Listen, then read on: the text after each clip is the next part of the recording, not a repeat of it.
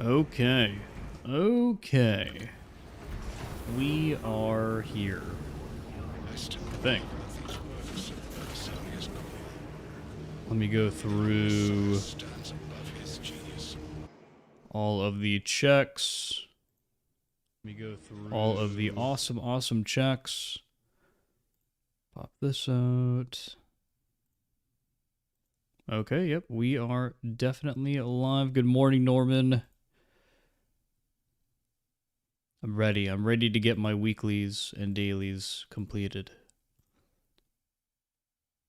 And I'm also super excited that the orcs are actually being represented really well in Dawn of War.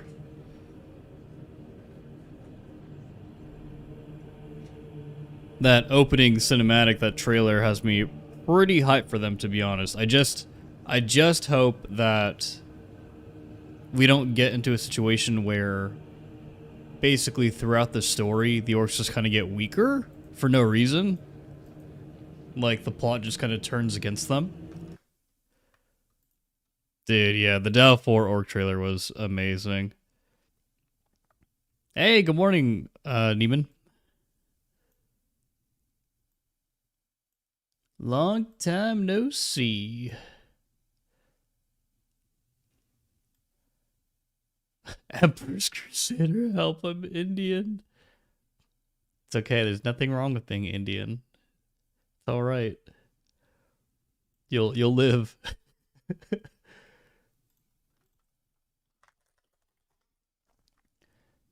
Okay, let me post this up over here.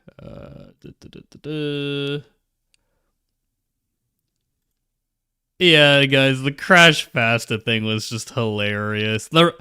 That gives me confidence that the writers for Dawn of War 4, like, they know what they're doing, at least when it comes to telling a story, which is good because Dawn of War 3 was just completely the opposite. It was so bad. It was terrible.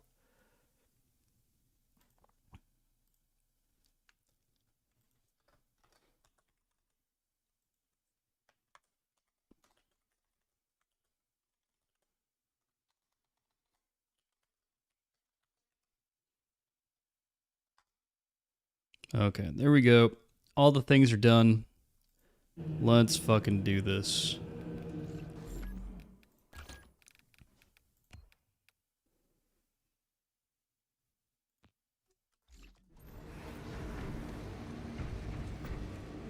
You think Dow 4 looks too cartoonish? I think it's an improvement over Dow 3.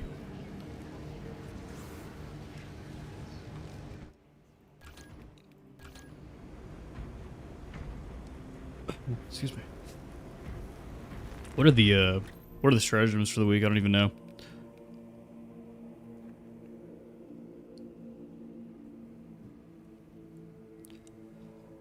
Obelisk, hardened skins, Laramine cells. Okay. Shadow of the Warp and Summoner. Not that bad. Not that bad, actually.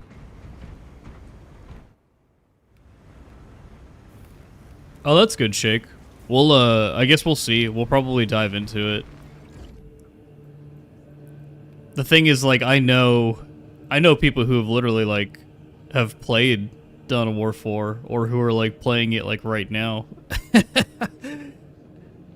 I can't name them, but they're very tight-lipped about all the info, so anything we get is really, really cool. It's really nice. Hey, morning, Demon.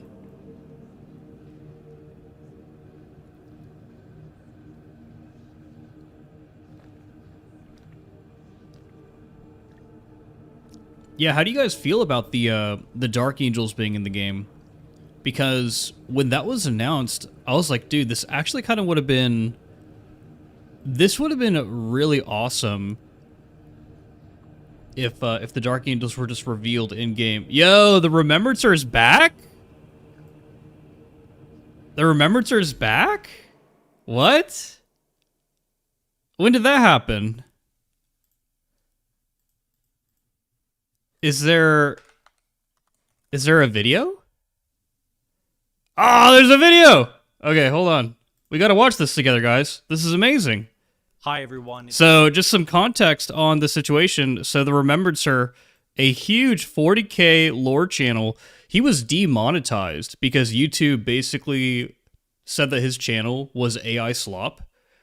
And I guess he got his channel back. Let's see it. Hi, everyone. It's the Remembrancer here, and I'm pleased to inform you that the channel has been reaccepted into the YouTube Partner Program. Let's go. I feel like a great weight has been lifted off my shoulders, and although it's only been 3 or so weeks since this happened, as much as this has sucked in terms of casting this shadow of potential financial disaster and adding a lot of stress to my life at a very inopportune time of the year, one thing that I've really been thankful of is the outreach and support from you. Hell yeah, man. I've had the so community many comes together when it needs to. And bits of advice, reach outs, people who work for Google, people who work for YouTube, other YouTube channels, lawyers, people who can help my situation have been reaching out, asking for comments, trying to make sense of all of this. And honestly, I wasn't sure if this would be resolved at all, let alone within the 3-month span of the potential. Yeah, this is pretty big, guys, because it kind of shows you like just how many people are in the Warhammer 40K space, because I've seen this happen to other channels and they have to wait the entire period to file another appeal in order to try to get remonetized. So that's pretty fucking nuts, man. I saw that as well, Inquisitor. We're getting a Warhammer World out in DC.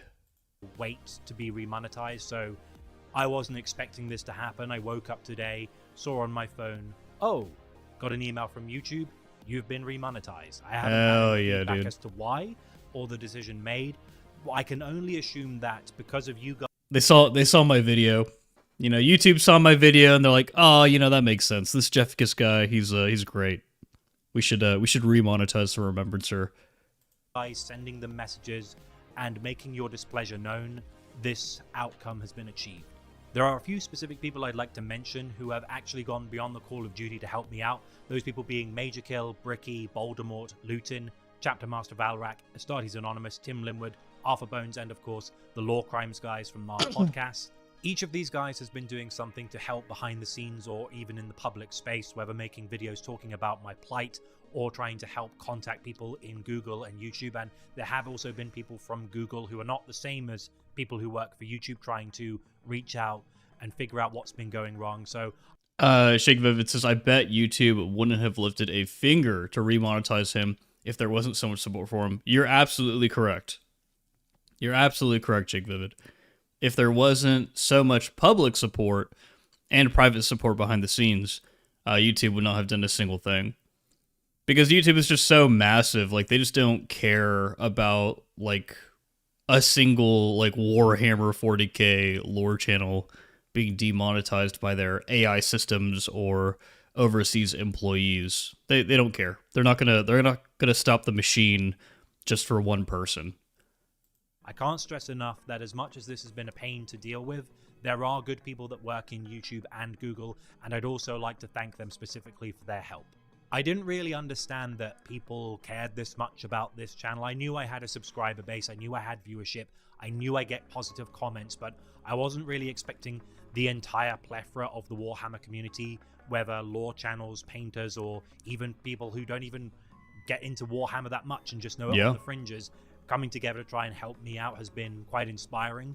And I really appreciate everyone who sent a supportive comment, supported me on Patreon or otherwise. And speaking of Patreon, if you are someone who is looking to help me out in the interim, now that the channel has been remonetized, please feel free to remove your pledge to Patreon if you feel that that's what you wanted to do. I think that you should do the opposite. Morning, David.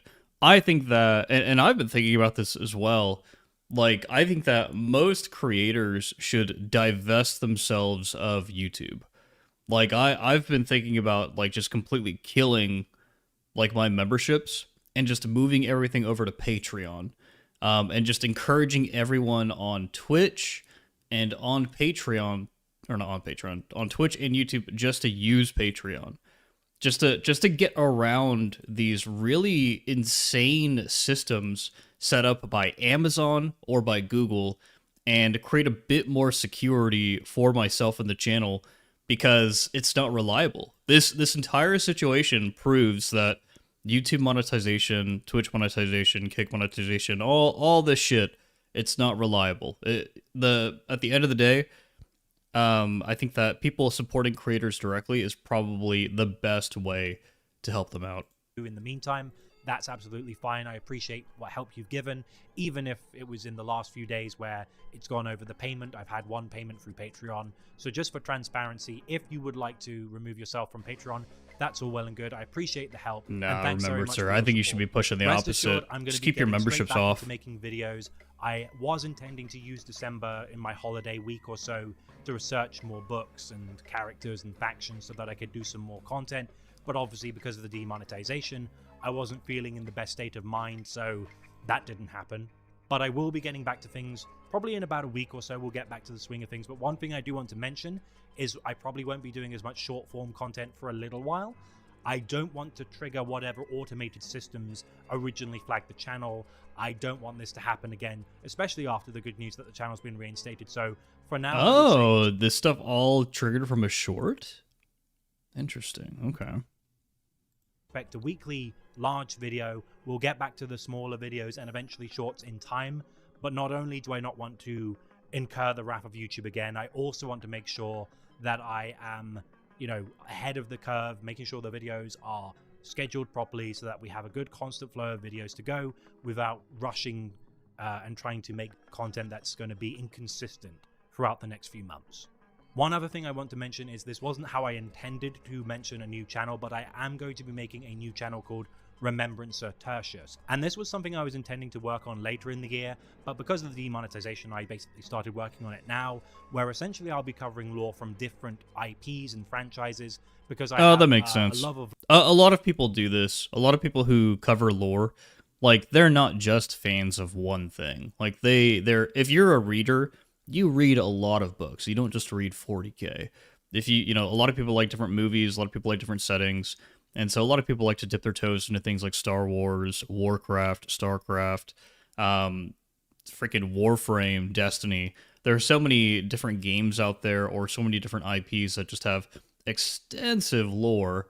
And so a lot of people who talk about lore, they like to dip their toes into a lot of different things. I think the only person who I haven't seen do that is like VaatiVidya, who is like the guy for like Dark Souls and Elden Ring lore, and he doesn't really venture outside of that space because the audience is so big. lore, not just for Warhammer, but a lot of settings. And so the last couple of weeks, I've been gathering resources for different games, specifically games, but I will be doing things outside of games as well. And although there is no content on the channel just yet, I want to let you know that it is there. Dark Souls, if you there it want to is, subscribe, and when the videos are ready, I will launch the channel. I will do an update video on this channel to let you know that Gears of War. we're good to go. Here's a plethora of content to get your teeth into, but also if you are a member of the Patreon, you will get early access to those videos in their kind of original state before I've added the last few tweaks. So there's an incentive for Patreon if you also want to support the channel during this time. Myself and Major Kill are going to be working on a That's really cool. I think if he really wants to make that second channel work, he's probably going to have to hammer out those long form videos. I don't think that people are going to watch like a 2 or 3 minute video on Halo lore unless the topic is super interesting. Hey, good morning, Johnny. miniature very soon, probably in February, so bear that in mind as well. Oh, and I'm hoping releasing that a the mini. revenue generated from that video I can use to commission some more art, get that back on track as well. Yeah. Just know that I should be financially okay now. I have lost a few weeks. That's what's crazy to me, dude, is that you got people like the Remembrancer and a Major Kill who literally pump like tens of thousands of dollars into the Warhammer 40K art community. Like, that's such a big freaking W. I really hope that someday I can give back like that. I guess I already try to, and I do. Like, whenever I get game codes, we have our cosplay competitions, and I'm able to give you guys basically free copies of like Dark Tide and DLC and stuff like that. and that's always really cool. But this is like, like tangible cash. Like, that's crazy. Of revenue from YouTube, but the people who've been supporting me on Patreon alone have probably plugged that gap with the Law Crimes money added as well. And then I'm hoping the next few months I'll also be going back to splitting Law Crimes 4 ways, 25% each for 4 members, and that would be good. I want to thank each and every one of you for helping me out in this difficult time. I still don't know why the channel was flagged. I still have not been given any feedback as to the specific policy. He won't ever be given any sort of feedback or anything. If it was an employee who did this, they'll probably just kind of be reprimanded behind the scenes. And if it was AI that did this, then YouTube will never own up to the fact that basically he was banned because an AI flagged and banned him. Which they were finding contentious. And I'm hoping that I can continue to do you right by making videos that you'll enjoy and repaying your kindness. He's got The Witcher playing in the background. That's how you know that this is a hopeful video.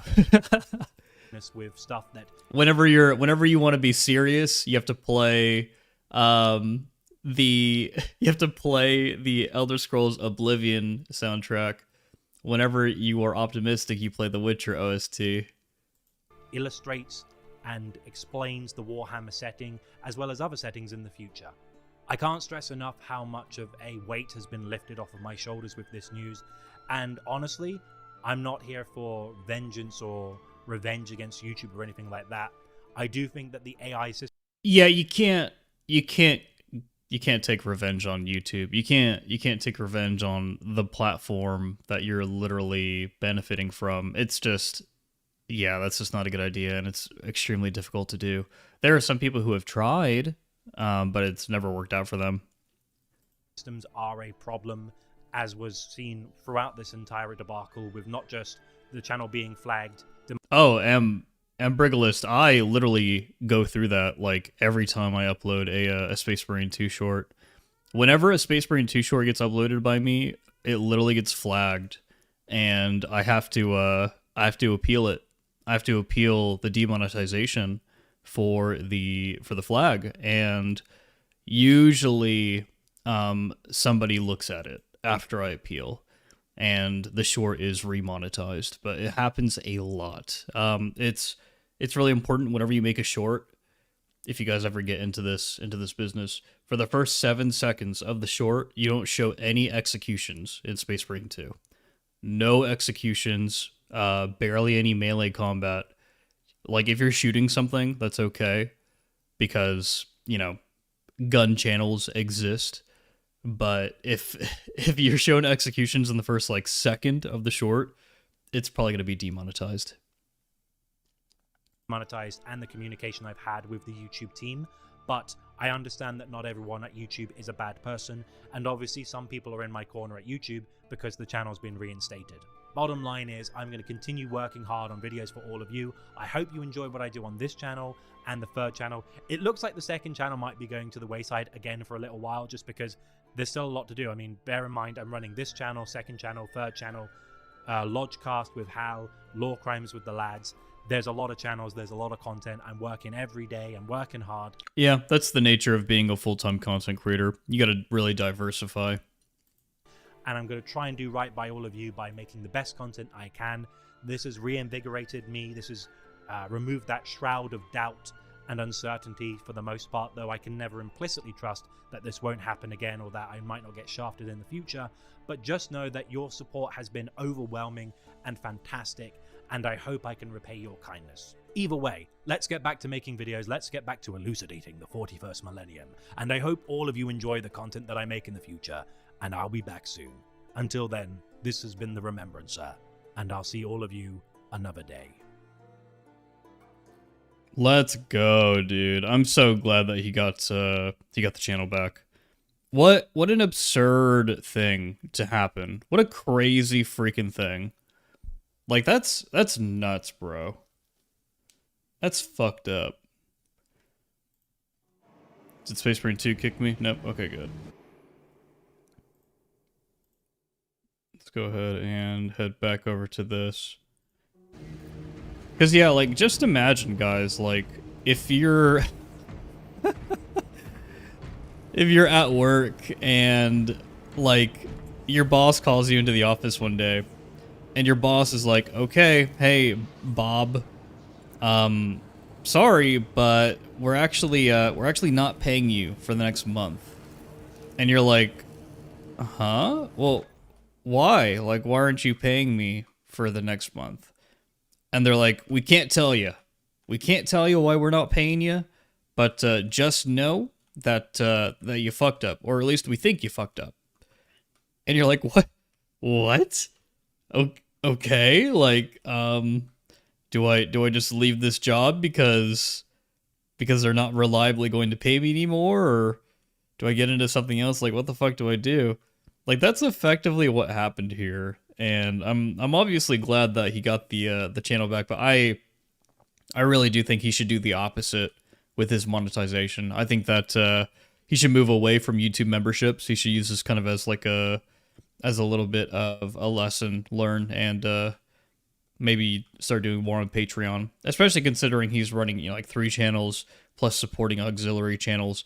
I think that just he should probably just utilize the Patreon as his kind of like one-stop shop for all of his channels. So yeah, Revan said, whenever YouTube hits me with a demonetization, I unlist everything so they don't collect any ad revenue for themselves.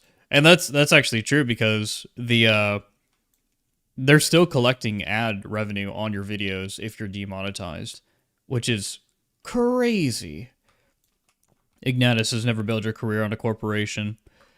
Yeah, if you could diversify your career as much as possible, that's definitely the wiser thing to do, I would say.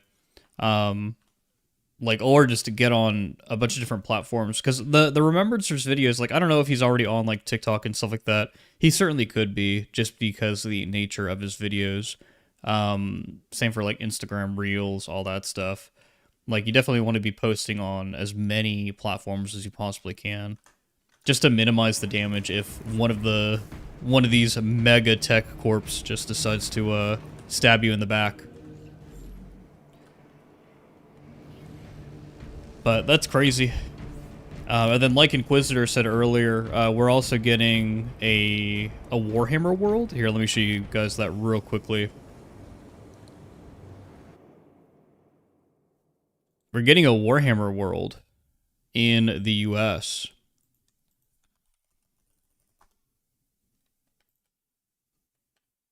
Here it is.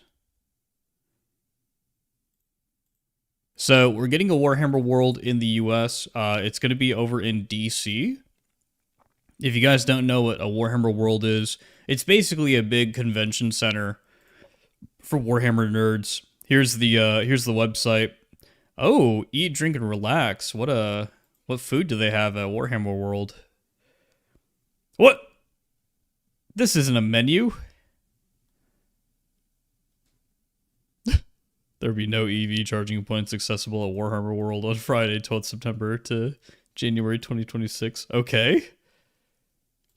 I wanna see what people are eating though at Warhammer World. What the hell?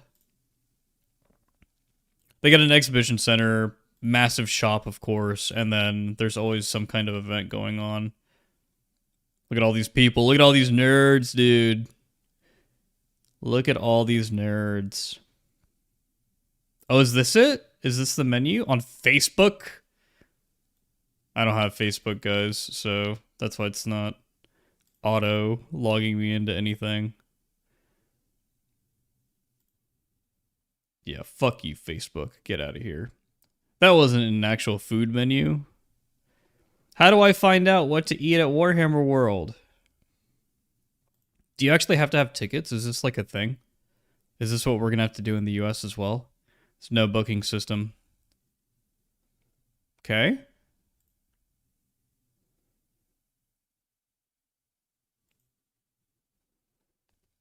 Inquisitor says one of his fondest memories is blacking out at Warhammer World. Wow. Oh, Strudel, if we get... if Warhammer World is basically just Disney for fucking Warhammer fans, that'd be hilarious. I'm looking at this information right now. I mean, it doesn't look super expensive. Probably because it really is just a massive, like, convention center, right? Like, you're not going here to ride any fucking roller coasters or anything crazy like that, or meet any celebrities. But who knows, guys? Maybe someday I'll go to Warhammer World in the US for an event, and we can all go get fucking drunk together. That'd be amazing. Orc slushy Nidburger. Yeah, exactly. That's the kind of food that I'd expect to see. Ignatius just sent me something interesting that I can't share with you guys, otherwise I might get fucking banned. You fucking crazy person. Oh my gosh. Okay, but that's all the big news, I suppose. Other than the Dawn of War 4 Orc trailer, which if you guys want, we can watch that together as well.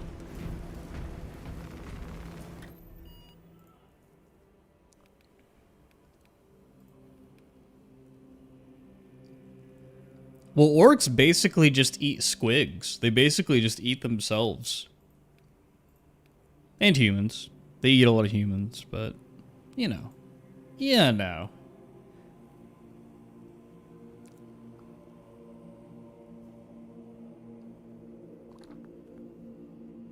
Okay.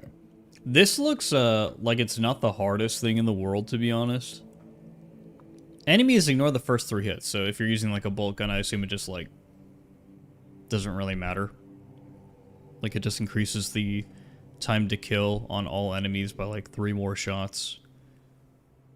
Oh, does this go for Minoris too, though?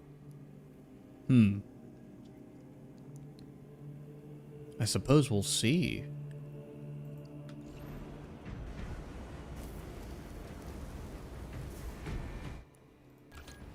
Orcs are basically all British.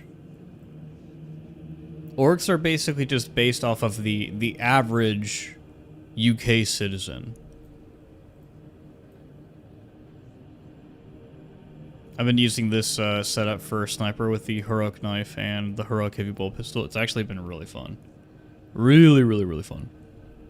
Alex Albert asks, hey, Jeffika's question, do you think Fat Shark will continue to grow in Uptide Darktide or Darktide 2, similar to what happened with Vermintide and Vermintide 2? I don't think that we're going to get a Darktide 2, Alex. Mostly because Darktide has so many microtransactions and so many people have paid literally upwards of like a couple $100 to a couple $1,000 on that game. They're not going to make a Darktide 2 because they would lose so much goodwill from those people. And they want to keep them around. Those people are their whales. They're keeping the entire thing going. I think that's why Bungie has been so hesitant on implementing like a Destiny 3. Now in like 5 years, they might make a Darktide 2, but I think that they'd be more interested in exploring other settings within Warhammer 40k. Like, for example, Fat Shark might see what's happening with Space Marine 2, and they might be like, okay, screw it. Let's make our own Space Marine game. And they do a first-person Space Marine, like, you know, horde shooter or whatever. Like, they might do that, make something more akin to Space Hulk Deathwing, and then they'll really start making money, because Space Marines just print money. But, yeah. I don't even know if Fat Shark is working on, like, a Vermintide 3 or anything like that. Or the spiritual successor of Vermintide. They really should, but I have no clue, dude. I have no clue. I can't say.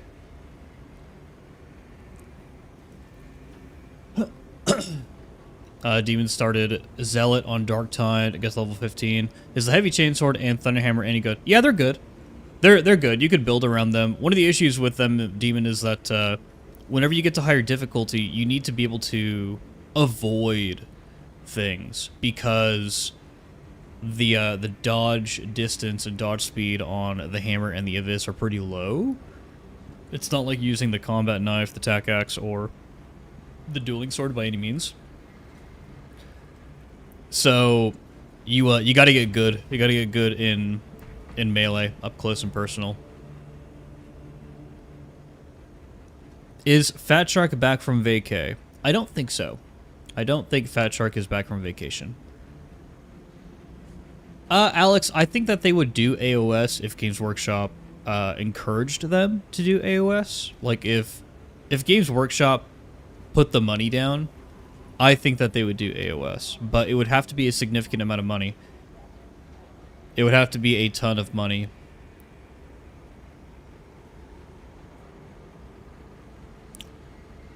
Yeah, it would have to be a lot. Just to put things into perspective, I like to bring this up. Let's see if I could find it. Is it here? I have this saved somewhere.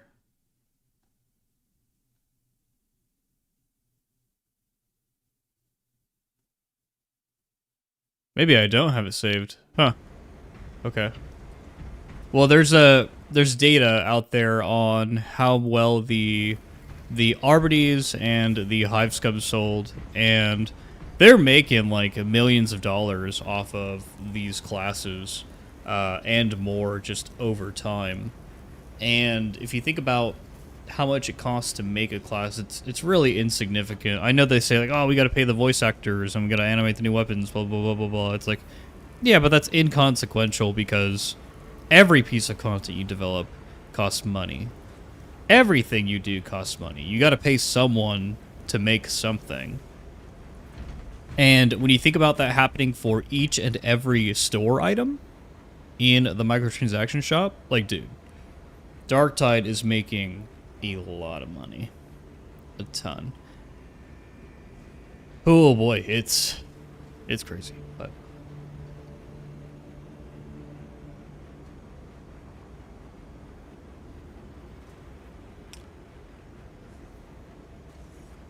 okay.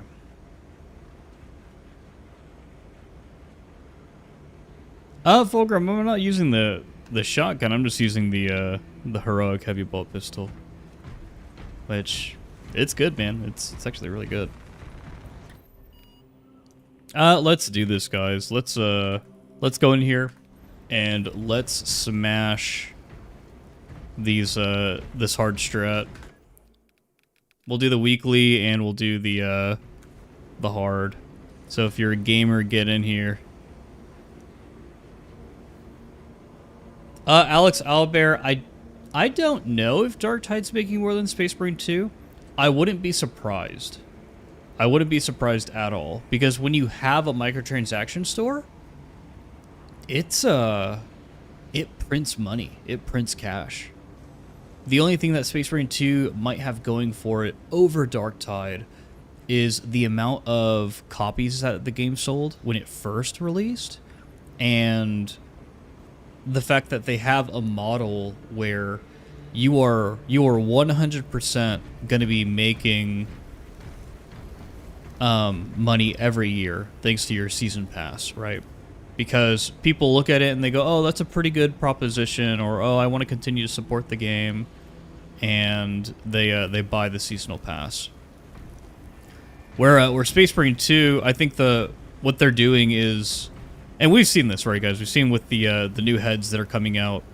Like, I think what Space Marine 2 is eventually going to do is it's going to have the seasonal pass, but then you're going to have a lot of DLC where it's not included on the seasonal pass. Whether that stuff be like premium cosmetics for very unique chapters like the freaking Grey Knights or whatever, or Legion of the Damned. Oh gosh, get out of the handshake animation.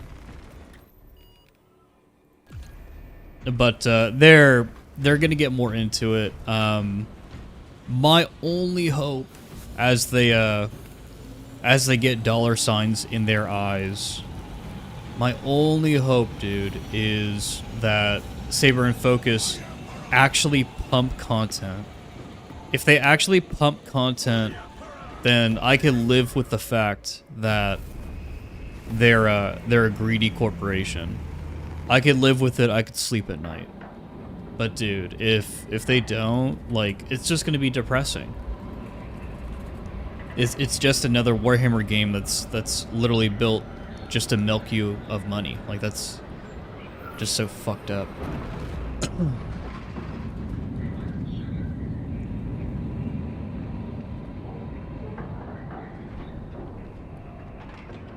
Hey, morning, Giovanni. Yeah, we're on the same page, dude. Any news on the Warhammer show? Which Warhammer show, Strudel Noodle? They're doing 3, I think, in the near future. Sisters of Battle 1, a Pilot 1, and a World Eaters 1. If you're talking about Astartes 2? Yeah, I don't know when Astartes 2 is going to release. We have, brother. Moving to point now. Yeah, you're right, Giovanni. You're absolutely right. Oh. Okay, so it doesn't really count for Menors. You can still destroy them. Oh, the one with Harry Cavill. No, we actually haven't received like any news for the show. They've been really quiet for a while. Oh, jeez, if I could hit that, he leaped. They've been super quiet, Strudel Noodle. I don't know what they're doing over there, to be honest. I mean, I could only hope that they're hard at work, but it doesn't seem like there's like a set or anything. It doesn't seem like there's a cast. Like we're still in the very, very early stages of not just making the show, but like negotiating the show. Like people are probably getting together, kind of going like, because you know it's a Games Workshop negotiating with Amazon, and they're probably more so hashing out the money more than anything, right? It's like, okay, so who's going to earn what? Who's going to pay for what? The money conversations are never ending, and they're cringe, but they do need to happen.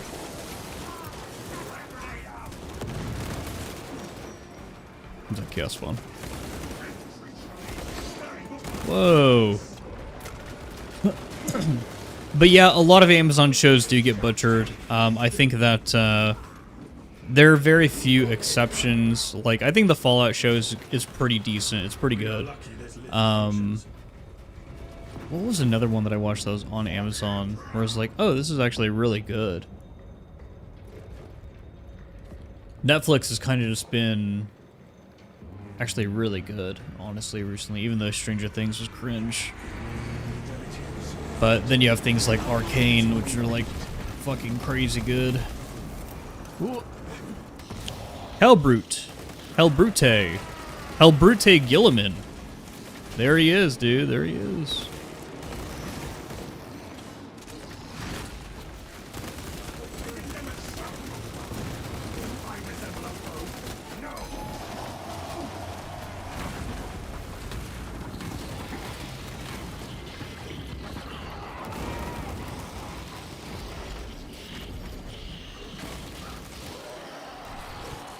Let's kind of hold this.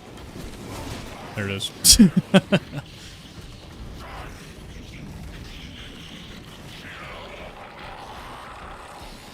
Yeah, Shake Vivid, don't even bother watching Stranger Things, dude. It was trash. It was bad. They should have ended it with the previous season. They should have said GG. Okay, guys, we're done. Like, ended on a high note. Oh, yeah, dude. Wheel of Time. I think, so, I don't know if you guys know who Brandon Sanderson is. He's written the Mistborn and the Stormlight Archives. Very, very good author. Really, really cool dude. Really, really good books. Highly recommend. Like, cannot recommend enough. He was trying to make a show for Mistborn, and I think he kind of mistakenly jumped into working with a studio. Like he jumped into that deal way too quickly, and he's kind of regretting it. But he did recently get the video game rights to that IP back. So we might actually see a Mistborn video game before we see a TV show or a movie. And I kind of hope he just partners with someone like Owlcat. Like, just partner with Owlcat, have them make a CRPG for you. GG, dude. Good to go. It's really hard to mess that up.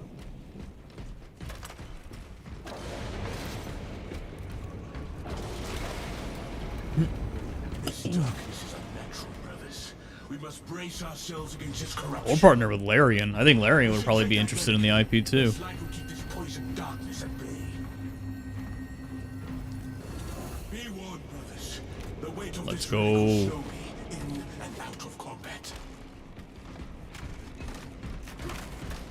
Crates. I will hold Wow, the armor banner. boost. Let us depart. Brilliant. Talassa, report. We adjusted our route, but we are heading towards the console. Make haste. The enemy seeks to disrupt the battlefield. The Imperial shall prevail over the ruler. It is a mercy to end its existence. But I've gotten back into 40k reading. I'm starting with rereading Eisenhorn and the Inquisitor series in general. Oh, dude, thank you so much, Johnny, for the 5 gifted. I appreciate it, man. Hell yeah, bro. For that, you get a book recommendation. Go read Eisenhorn. Go read the first book, Xenos. It is just really fucking good. It's like peak Dan Abnett writing right there. But I've been rereading the Eisenhorn series because I'm trying to get my mind into Dan Abnett's like a mindset of like where the fuck the story is going in Darktide and like trying to predict what Fat Shark might do next. I think I think after they get back from vacation, I'll probably take it a bit more seriously. But, yeah, for now, we only have speculation. Where do I read Warhammer books? I'd like to own them, but saw some of them are pricey. I use Audible, so I do a lot of listening, and then I just have a lot of physical books. I go to places like Half Price Books, or other secondhand books, like secondhand bookstores. I buy a lot of my books used, guys. I don't think that you should ever pay full price for books. I think that's kind of silly, unless you're getting it digital or you have a library and you're trying to collect, kind of like collecting minis, you know.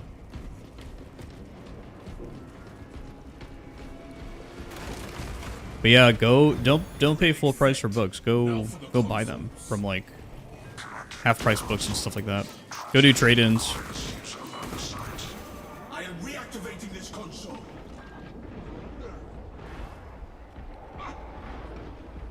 Probably have enough health regeneration to just stand in this.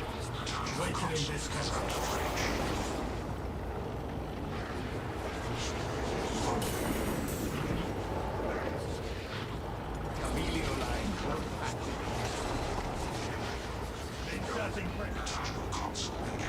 We cannot awaken all the consoles if we do not have sufficient light. Yeah, I think that because of the stratagem, we're just gonna get to full HP anyways. Yep, there it is. Unfortunately, I can't read. It is in place. Access the consoles. I love that. Eat, sleep. Console Just steal the books. Shake Vivid, you've been reading Ashes of the Imperium? Okay, okay.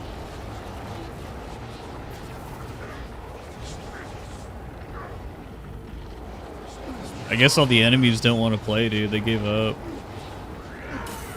Yeah, Inquisitor, I think that awaken all the consoles. I think that Audible is kind of part of the experience because they've got some great narrators for 40k novels. Like that's one of the strengths of that's one of the strengths of like the Black Library is they get the same narrators over and over again, and they're just so fucking good, man. Hey, Siema, how you doing, man? I'm glad that you enjoy the vids. Glad that you enjoy the videos.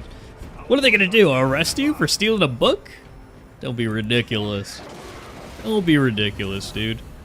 They're actually gonna reward you. They're like, hey, thanks for trying to learn something new. Appreciate it.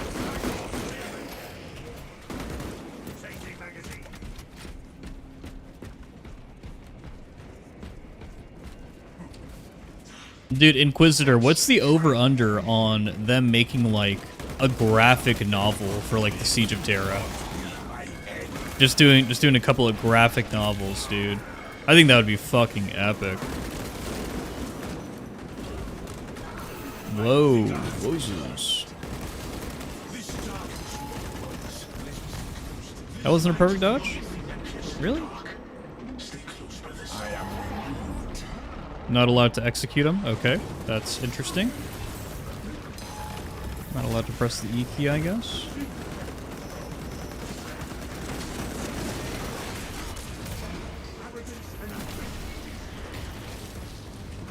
What's one of the best 40k audiobooks out there to check out? Giovanni, like I said, I would say go read the entire Eisenhorn series. It really is that good, in my opinion. It's peak 40k. It's got all the elements of like a good 40k story.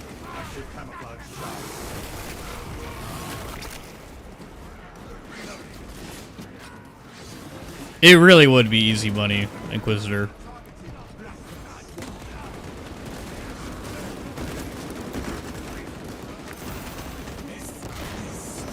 Freaking Zangors, get off my lawn.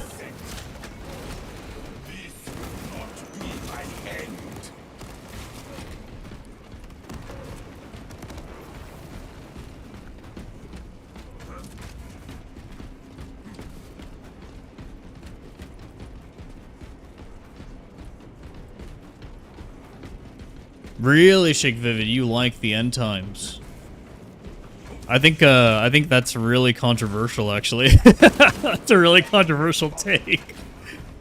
A lot of people did not like the way that the end times was written. Maybe the presentation on Audible is just like is that good, but dude,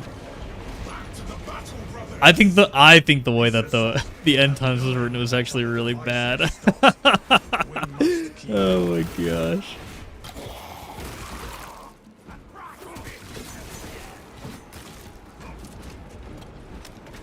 I do like what this mission looks like when it's like dark like this.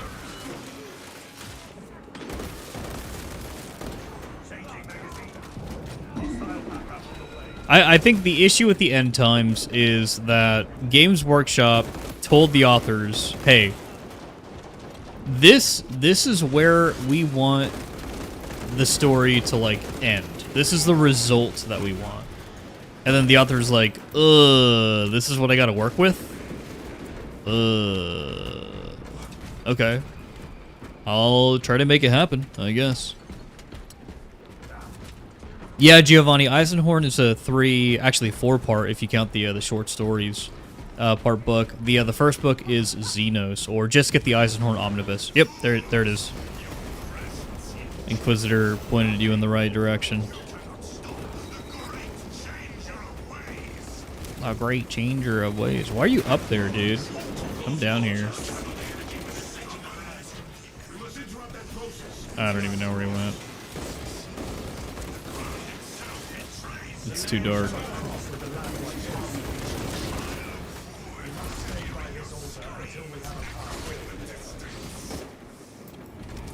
You wouldn't download a car, would you? How do we even see this? I guess you just have to listen to your characters go like, oh, it's good now. We're good. What do you think the next Dark Tide class will be? I think it'll probably be an Adeptus Mechanicus themed class. Or if not explicitly Adeptus Mechanicus, then it'll be something to deal with technology, just period.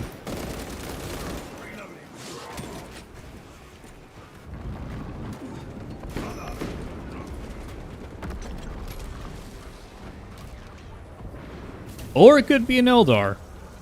Could go completely weird with it. I think that's also a possibility. And I think Eldar would actually be really cool. Active camouflage chart. Yeah, Inquisitor.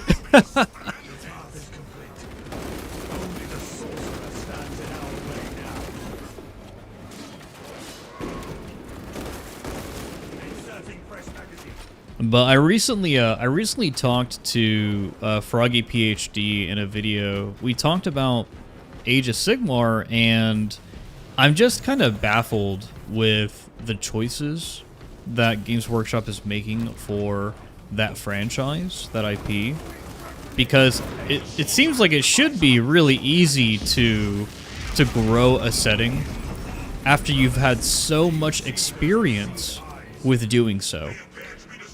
Somebody told me in the comments, oh, of course it's not going to be doing as good as 40k. Age of Sigmar is only 10 years old. And it's like, does that matter?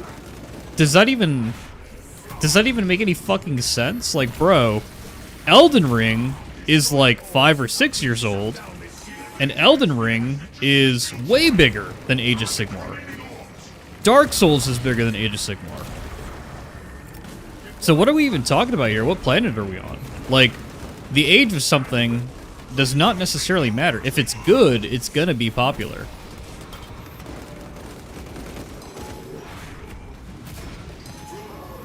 Ended in the death was epic, for sure, Jake. For sure. Dude, where the fuck are these balls? Where are the balls? I can't see them. No.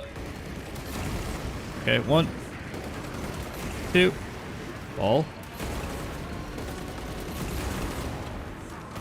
The shield is down. Target the sorcerer. It is time to... Well, Alex, even if they never create a good video game for Age of Sigmar, which obviously it's a really easy way to reach out to nerds, having a good video game. Even if they never do it though, like, what about like shows or animations or allowing the community to make fan projects? Like, there are just so many things that they could do to boost visibility of the IP in general. Like, come on. They created like this animated show, this kind of cartoon that features like a Stormcast Eternal as the main character, and it's on Warhammer Plus, and it's like, okay, well, how does that help? How does that help people discover Age of Sigmar? How does that help the general public discover Age of Sigmar? There has to be some sort of investment into the IP so that you can get people in.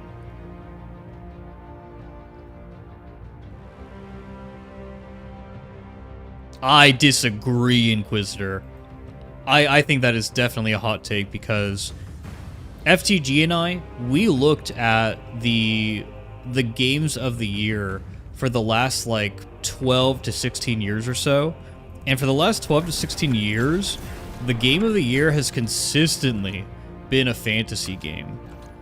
Like, people are still extremely interested in fantasy as a whole.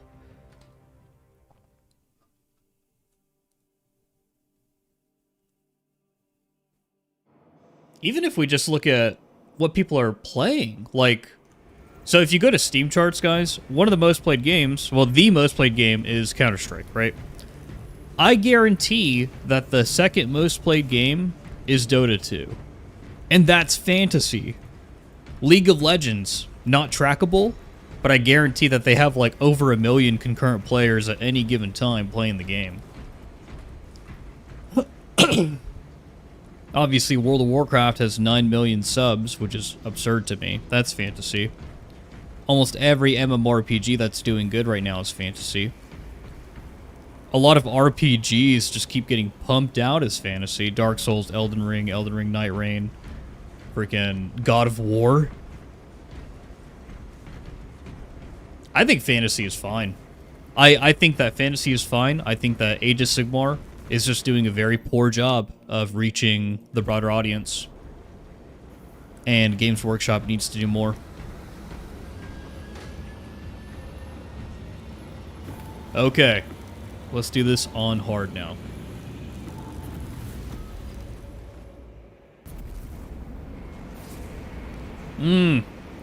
Yep, Baldur's Gate 3 and the rise of D&D. More people are playing D&D now than ever before.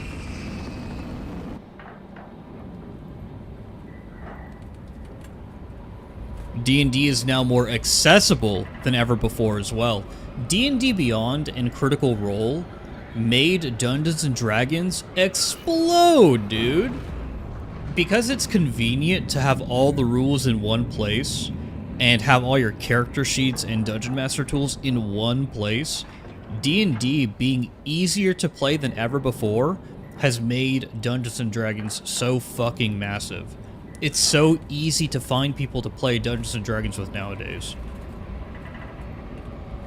So fucking easy, dude. Lieutenant Titus has a plan to take down the shield protecting the obelisk. Head to these coordinates. Meridian, Delassa, have you received new orders from Akaran? We are en route to the designated point. You will need to rotate the small... Revan says, not gonna lie, the Critical Role TV show put me off D20 again. Pain is the price our flesh pays for us. I've always thought that, excuse me. The moment-to-moment actual, like, gameplay of Critical Role was, like, way more entertaining for me than any of the stories that Matt Mercer had to make, to be honest. I never really cared for Matt Mercer's, storytelling.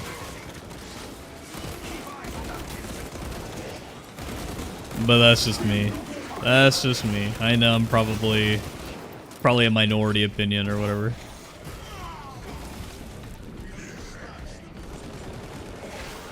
Yeah, I want the TV show to push Warhammer as well. Everybody wants their favorite IP or franchise to succeed. I hope that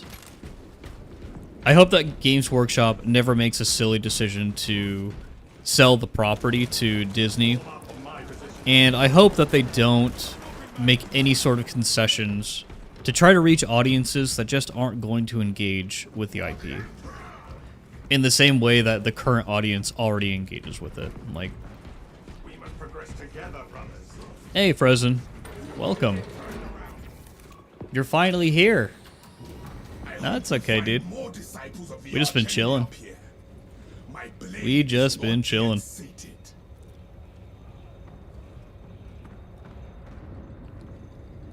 Yeah, Johnny gave out a bunch of subs. He gifted you one. Just no millennial humor Warhammer show. Oh boy. You got Hellbrute? Yeah. Let's go and clear these boys real quick. Oh, busting out the gat, huh? There it is. How dare you? See if this reaches. It doesn't.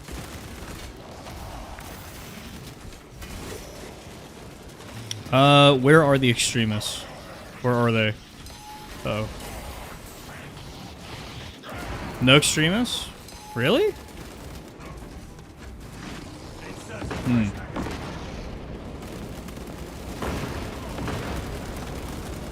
This is hard, so maybe they're gonna spawn in a second here. Be on the lookout. Whoa, dude. Can you not? I guess he's not getting any help today, dude. Whoa, Norman's health just disappeared. Whoa, I'm not seeing any of the visual tells for this. Okay.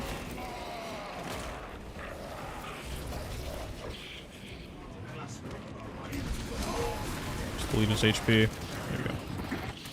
Whoa, that still explodes afterwards? Oh, that's so annoying. Whatever, we got regen, dude. I don't even care. We got regeneration. It doesn't even matter. There is a route through that burial chamber. It will take us towards the console. Oh, the explosion. Oh, they they could, Inquisitor. They could. Nice. Stealth ready.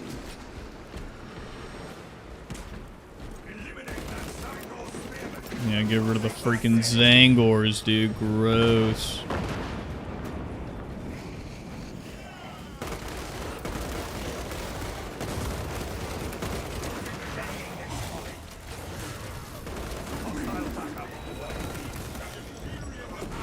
Actually, let me ask you guys a question, because there are people where, you know, you're just here for 40K. You're just a 40K fan, right? And that's cool, because 40K is good. Would you actually even play like a good Age of Sigmar game? Is that something you would go out of your way to play? I definitely would, especially because I feel like Age of Sigmar just lends itself to making a good Souls-like game. Something like Lords of the Fallen or whatever. I think they could totally do it. And yeah, I'd totally play the fuck out of it. And then if Fat Shark made it, dude, if Fat Shark made like a Vermintide type game for AOS, 100% I would play it. I'd probably put 1,000 hours into that game.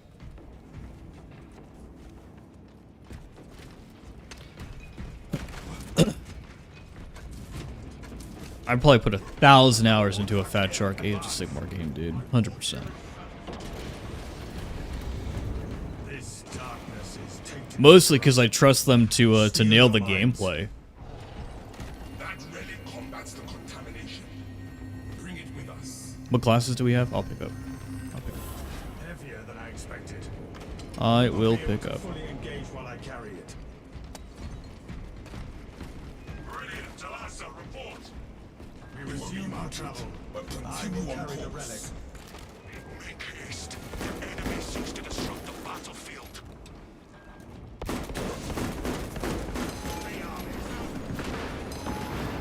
Oh, you can't parry with this one? Okay.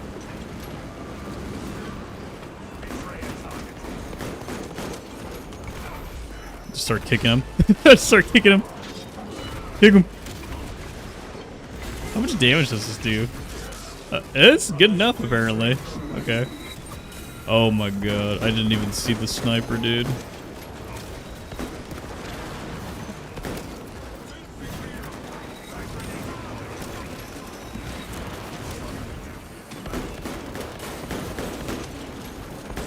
Good thing we have like ultra HP regen with this thing.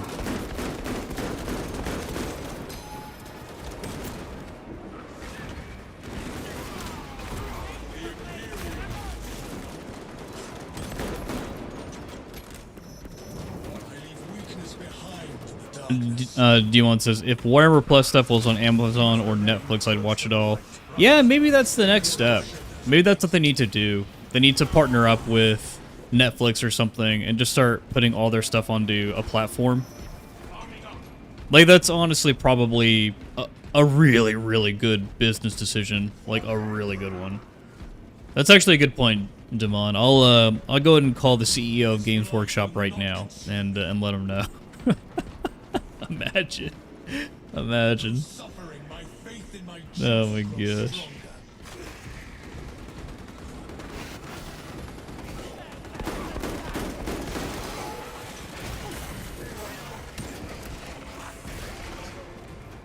Hugo.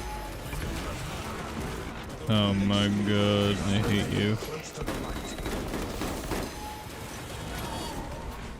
Get Norman. Ruh-roh.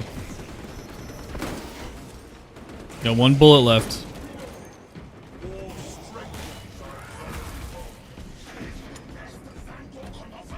Oh, Shake Vivid, we'll never know the actual numbers. I've dived into Games Workshop's balance sheet and income statement to try to find how many actual monthly active users or subscribers they have in Warhammer Plus. But dude, we'll never have the actual numbers. It'll never happen. Until it's like over 1 million, at least. They're never gonna reveal that. Plus, they have to reveal like a growth trend as well. So they would need to report 1 million, 2 million, 3 million, like consecutively, and I don't think that Warhammer Plus offers enough. It just doesn't. I will handle this. If you were subscribed to Warhammer Plus and then you just got like discount premium early access to like every Warhammer video game, or you got them early for free because of your subscription, I think a lot more people would subscribe to it. If it came with like Netflix or something, kind of like Damon was saying, I think a lot of people would probably sub to Warhammer Plus, but as it stands, no. Nah, not gonna happen, dude. Giovanni, I was this days old when I heard about Warhammer Plus. Well, it's just crazy that, because it's not just a streaming service, right? Like, it's not just a fucking streaming service for Warhammer, like, TV shows, animations, and, like, cinematics and stuff, you know, like Astartes 2. It's not just a streaming service. It's also a membership for being able to collect, like, exclusive minis and stuff like that. And so it really does cater to a very niche part of the Warhammer market. Let's take this boy out. I really want to put this thing down in the middle of this horde here. Just keep the boys in the light.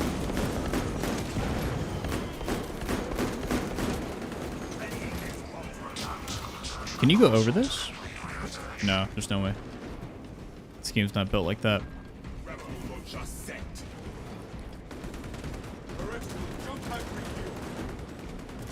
Groove Marine with Inferno Bolt Gun. Oh, this is literally just right there. Yeah. Awakening this console. All 200 Warhammer Plus members. Exactly, Damon. Exactly. Wow, the voices in my head are getting louder. This is kind of crazy.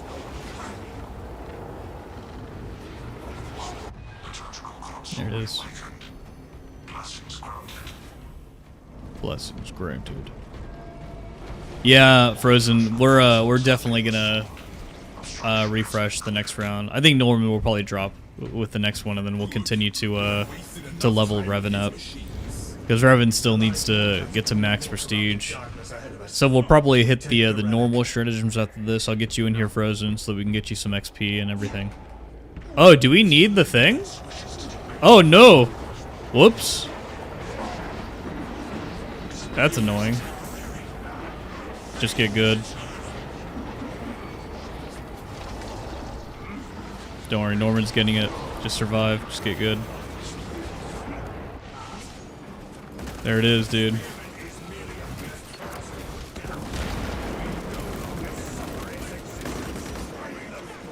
Just get good. Terminator. Oh, he's a big boy too. That's annoying.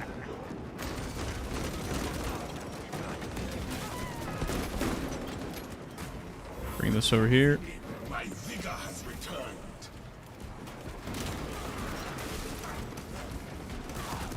Hey, what's up, Merrick?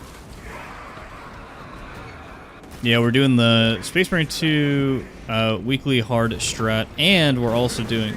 Wait, we got extremists. Where are they? Where are these people, dude? Yeah.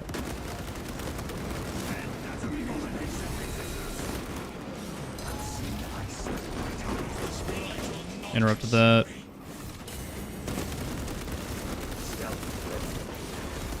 We're the last boy standing.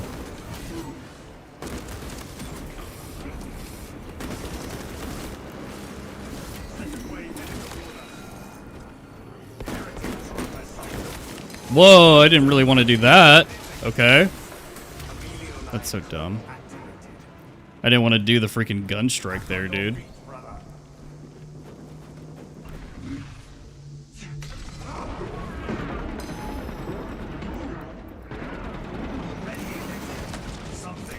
Go to sleep. This is like a secret level episode? Yeah, it is. Get this ammo real quick. We gotta take out this Terminator.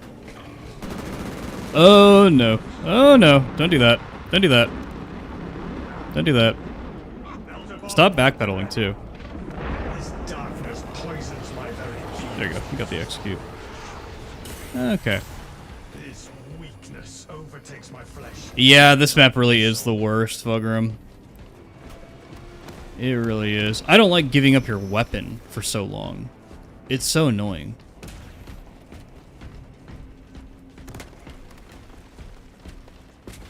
Because you're either giving up your... Well, you're giving up your melee weapon and you're giving up your primary.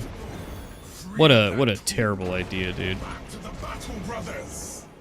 This assault will have no end until the Is there a reason why you use the carbine a lot with a sniper? I don't think I ever sense a sniper not... Or maybe seen a sniper not using the heroic bolt rifle. You mean like the carbine? I use the carbine a lot because it's really easy contested HP regen. It's really, really easy contested HP regen. And it's also really easy to get your 3 headshots in a row that you need to get for equipment recharge recovery. Oh, brute. Sup? I'm gonna drop this here. Do that. We're looking for high-value targets here. We could step the help really quick. Okay, so he's over there.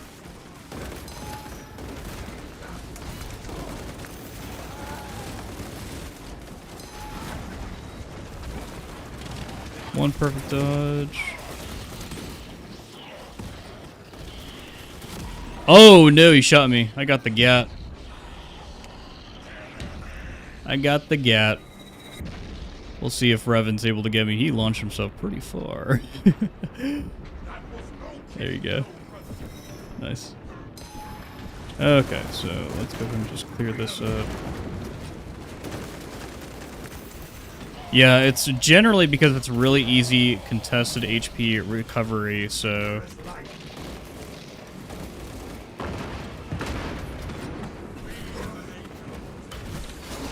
Okay, we pushed him. Get the next wave. He's shooting? Nope.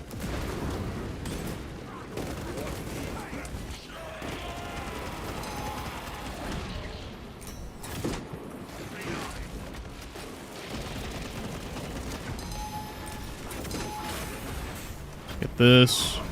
We do have 2 charges of our Gladius here. How could one think the scarab had come That's fine. We're just gonna do this. Oh, he's too far away. Damn.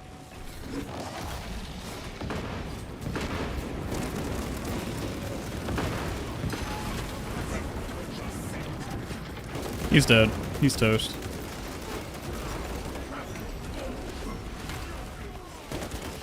There it is. And we got our full ammo right here. That is awesome. Yeah, Stalker Bolt Rifle on the sniper is really good. And then I also like the wrapped 5-round burst, like pulse rifle type gun. That's not the Oculus, right? It's not the Oculus. No, I don't think it is. I can't remember what the wrapped heroic one is. That one's also really good. That one does a lot of fucking damage. Instigator Bolt Carbine. There you go. Thank you, Norman.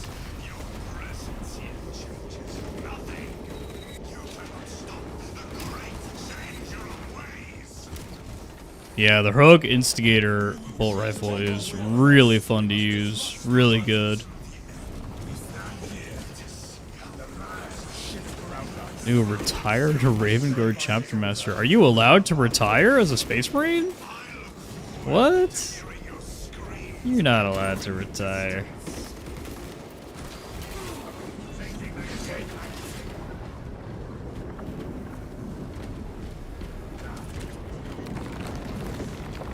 brothers. The next altar is close to the next altar. Yeah, and a dreadnought coffin. Yep. Exactly. Stand here, and the lands shift around us. We must stay by this altar until we have a path forward. I'm kind of curious. Are there any leaks in Space Marine 2 for like the Carcharodon's pack or for the Raptors pack? Because I think those are the cosmetics that I'm interested in the most. I think that those successor chapters are actually really freaking cool.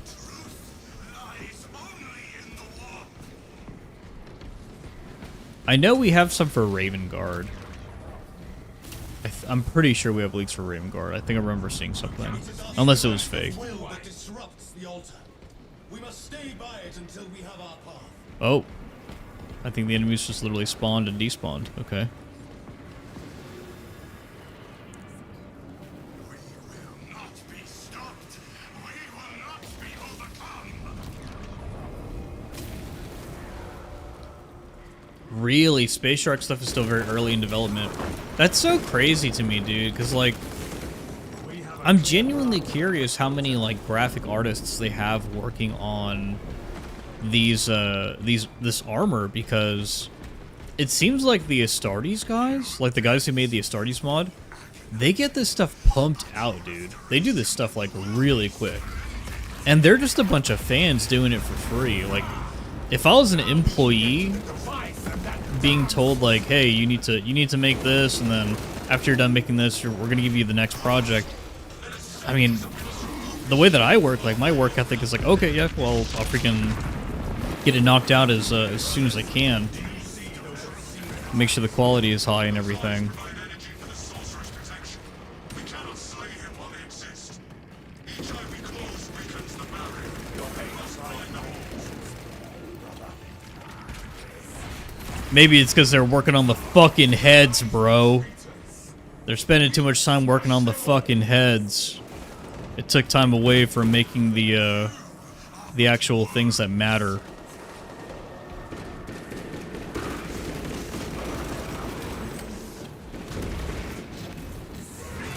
Those damn heads. We must wait for more. He summons traitors to stop us.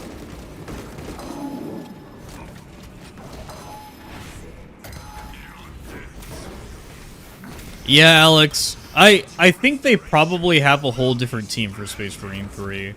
Like, a lot of the guys who originally worked on Space Marine 2, they're probably gone already. Like, we're probably left with, like, kind of a skeleton crew, so to speak, to work on the live service aspect of Space Marine 2. And then most of the team is already working on Space Marine 3. Dude, these Chaos Space Marines always miss. They always miss their melee attacks. It's so stupid. And so you can't ever get, like, the blocker parry off on them. That's the real challenge with the enemies in this game, is they're literally just broken. Where are the balls? Where ball?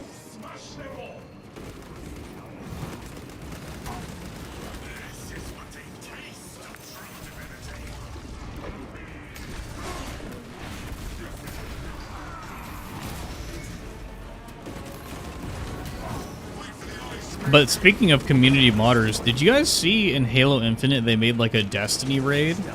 That's fucking crazy, dude.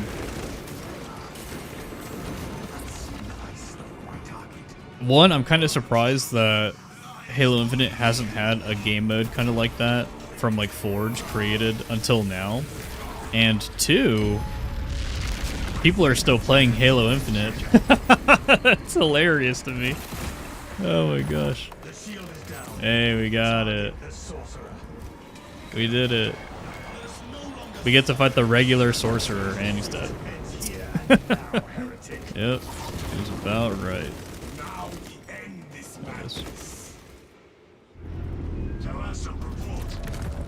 They'll probably use this engine, Shake Vivid. They'll probably use this engine for Space Marine 3, kind of similar to how going from Dark Souls to Elden Ring. It's a very, very similar engine. Okay, Revan. I'll get more people in here to knock more weeklies out. No big deal. But you can count on them using a lot of the same assets in the next game. I think the biggest thing they're going to change for Space Marine 3, other than potentially doing a new faction or whatever, is going to be they're going to change how customization works, and it's most likely going to be that modular customization that everybody's looking for.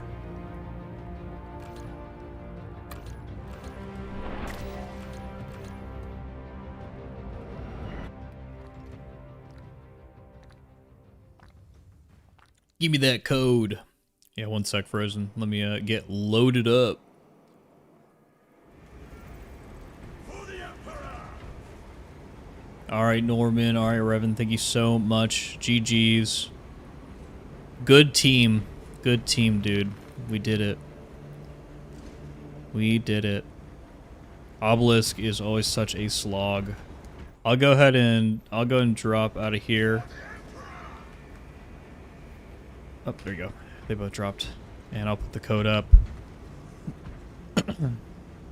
Yeah, Giovanni, a lot of things like skulls, like on your helmet, just being able to kit bash. That's what it's called. I always forget the term. Basically being able to kit bash your Marine in game. That's what we need, man. That's what we need. That's like next level customization. It's the kind of thing that would keep people playing forever. Give players the complete freedom to do that, and dude, 40k fans will just fucking love you. Alright guys, squad, the code is going up in 3, 2, 1, going up. KRJ2F. Hop in here, Frozen.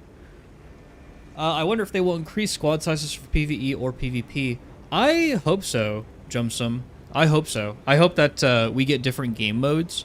Like, I think operations should probably remain 3-person. I think it's a good formula. But honestly, for Siege should be 6 players, guys. I would love if Siege were like 6 players. Double the party size, make the increase the stakes, get rid of all the extra Marines and stuff that you could spawn. Get rid of all that. And just increase the intensity or start the intensity at wave 15 and throw 6 players in there. That sounds like a good fucking time. That actually sounds like a great time.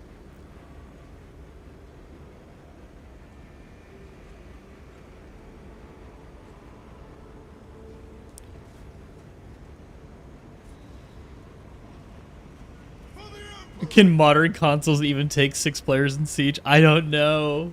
I don't know, Ignatus. I feel like... oh boy. The demands of these games is getting pretty crazy on the system side or on the hardware side. So yeah, I don't know if the latest Xbox or PlayStation could take that. Also, obviously, if they did 6 players, they would probably have to remove class restrictions, or maybe make it so that it's like PvP, where 2 players on a team can play the same class if they want to. That would be pretty fair. That'd be pretty fair. If they want to keep class restrictions in place, but allow you to do 2 of the same per team, per squad, I think that's okay. Optimizing the games in the year of our Lord 2026. Awesome, Frozen. I see you. We just need 1 more player. Guys, if you want to get carried, now is the time. We're about to just smash the normal weeklies, or normal dailies, rather. We'll do the normal dailies into the normal weekly, and just carry as many people as we can for accolades and for the weekly and XP. So if you're leveling up, now's the time to join for the XPs.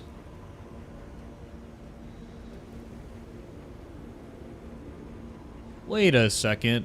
Ignatus, aren't you still leveling up? Get in here, dude. Come get your XP.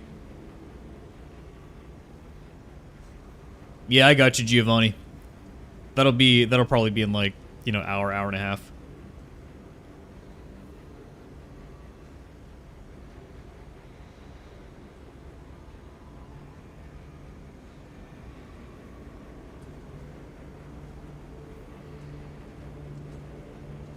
I'll give this a couple more minutes. You know what? This is actually the perfect time to go refill my coffee. So I'll be right back. I'll go do that and come back to this. See if we got a full squad. Sorry for making you wait a little bit, Frozen.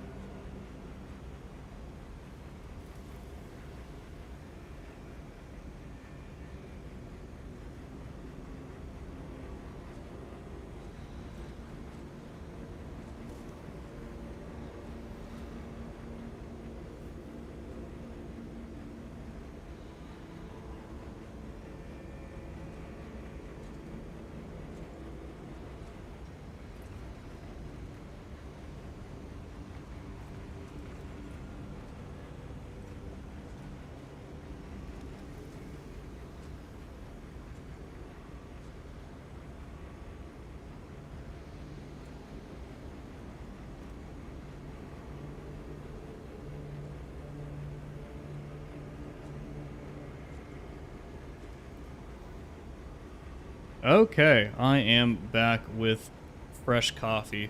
Well, if no one's gonna join, that's okay. I'm just gonna power through this with Frozen here. We're just gonna duo it. Just destroy these normals. You know what I'll do? I'll play with regular people. We're gonna put ourselves out to the normie community. We got this, we got this. Okay. Go and turn this off. There we go.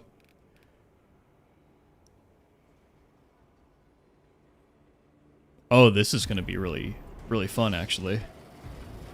We're about to explode tons of enemies. Alright, let's do this. Let's do this, Frozen.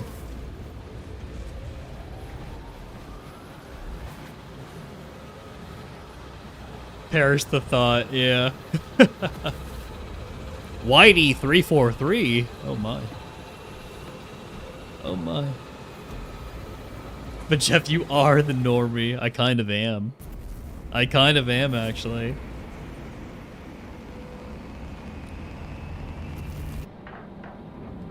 Guys, I'm not gonna lie. I kind of pumped at the gym yesterday. It was pretty fucking nuts. I'm really sore right now. But it's okay. After stream, I'm gonna go eat a lot.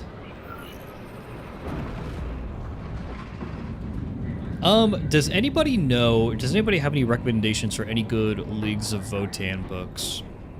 I think after I finish my Eisenhorn reread, I'm going to get into more Xenos novels.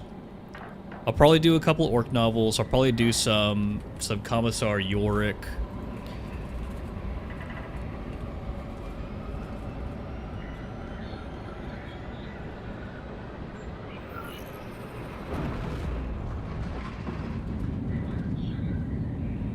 Or Yorick, Jesus. Yorick is just classic, dude. This is classic. I love reading through Commissar Yorick novels. Oh, there's only one Inquisitor. There's only one Leagues of Votann novel. Shake Vivid, I'll probably grab like Chipotle or something, dude. Just get like a double chicken bowl. I really do need to protein up.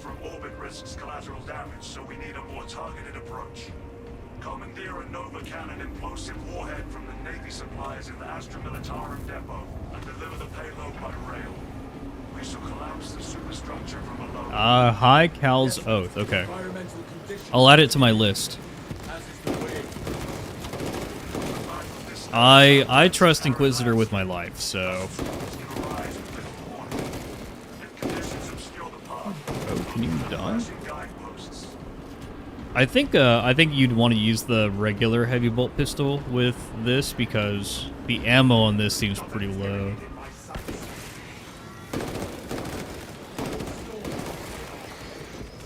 Oh man, explode some heads. The High Cal's Oath. Okay, I'll add it to my reading list. And probably pick up the audiobook. I got an extra credit. Got an extra credit in the back pocket.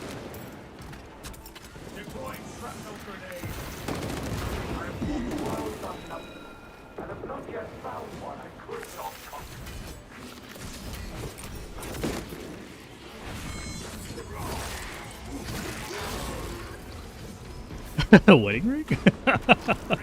Marriage?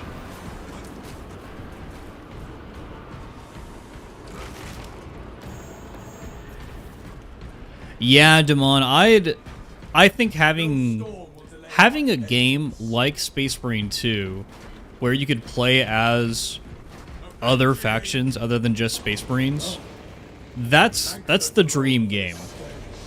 That is 100% the dream game. It would probably be heavy in PvP, like heavy in the PvP department, but I think that's what a lot of people want out of this franchise. They want like a Battlefield type game where you could play as your favorite faction. We almost had it. We almost had it with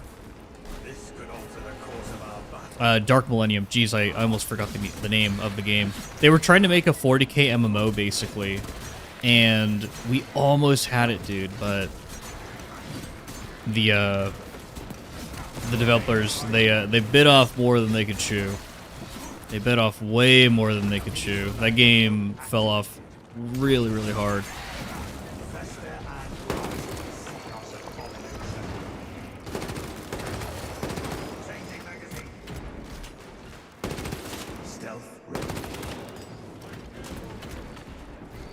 Witch Possum. Games Workshop throwing a bone to Xenofans? I'd love to see it. Oh, man. What is this, an out-of-season April Fool's joke? Oh, boy. I feel like it's impossible, right? Like, they just... They know what the franchise sells. Like, they know that Space Marines sell. And so, you know... Lo and behold, hey guys, here's another, you know, Ultramarines box release. Like, oh, awesome, Games Workshop, thank you so much. Antonio, when you finish the game, can you show me what build you're using? I don't know English. I watched it on YouTube. With your permission, I'll copy it to try out. Antonio, ¿hablas español? Porque yo puedo hablar español también. Puedo explicarlo. Puedo explicarlo. Playstyle.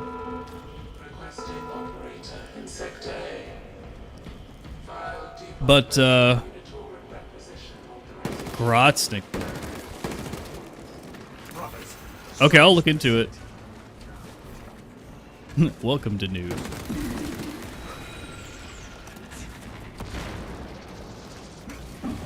Oh, this guy's like behind me. I was like, where is this guy?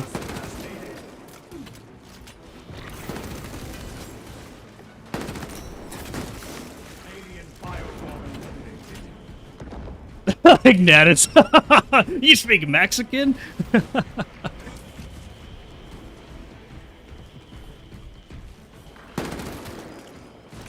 We do need more Salamander stuff. I actually really enjoyed Salamander Sakan.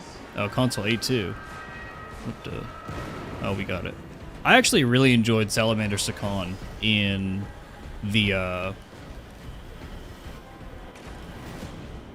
Gosh, what the fuck was that Warhammer Plus animation called? Ah, gosh, I can't even remember. For some reason, I keep thinking Tides, but I know it's not the Tides. Inquisitor, we need less Inquisitor stuff. No, it's not the Tides. He appeared with the Ultramarine Apothecary in the Tides, I think. Like they had their own little adventure where they went and they recovered the globules from the Necrons. Locate that console. No, there was one before the Tides, guys. It was with the Sister of Battle. Honestly, the Guardsmen going up against the Necron, that was probably the best sequence. It was the Pariah Nexus. The Pariah Nexus show. I really loved Sakan in the Pariah Nexus. Oh, man. That entire show is the perfect 40k show because it shows you just how fucked up and grimdark this setting is. Dude, it was perfect. It was fucking perfect. I love the Pariah Nexus.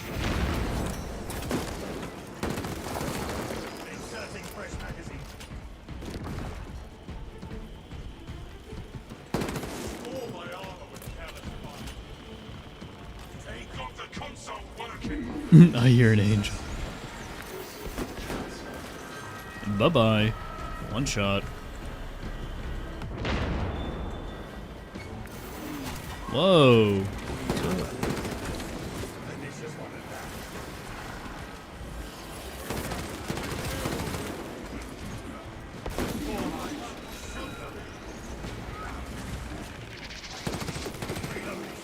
Oh, I probably should use my secondary on that so I can get the one shot. Oh well.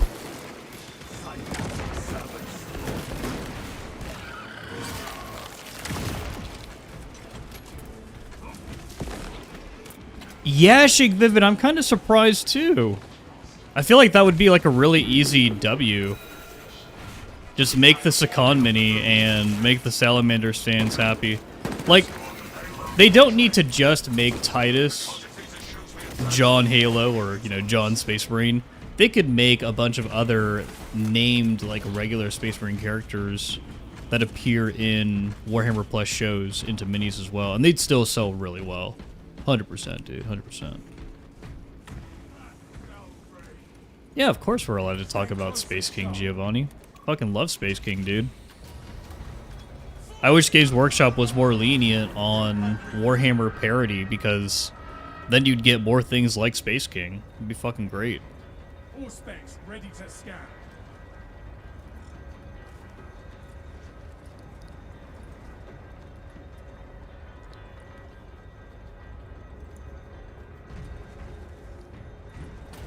Bring back Captain Borealis.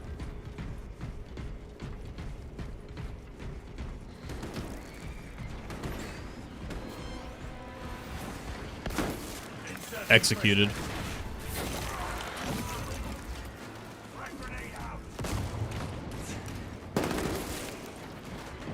Yeah, Giovanni, the way that I see, like, whenever Games Workshop does something like that, like, for example, the Titus stuff, like, it's continuing the story, but in a way, it's kind of like a...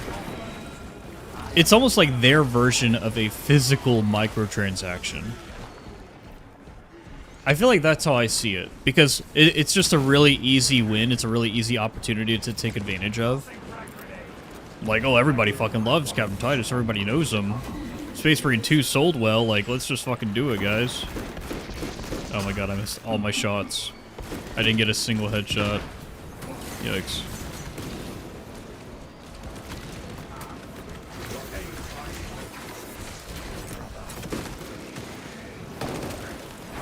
That.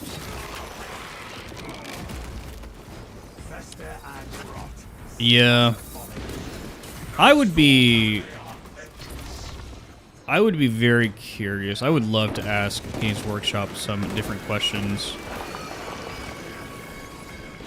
Maybe what I gotta do is I gotta buy like a ton of Games Workshop stock and show up to one of their earnings calls. Show up to like an investor relation presentation and just start asking questions. just really just rail them and be like, hey, listen, like I know what the audience wants. I know what they're willing to spend money on. Just fucking listen to me. Oh shit. Okay. Get this. I can't remember where the gene seed locations are on this level. This.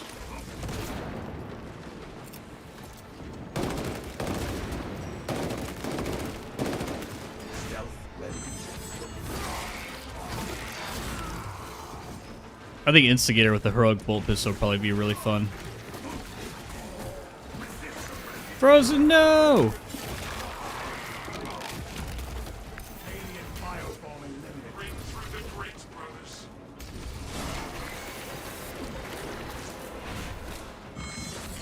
We got time. We got time.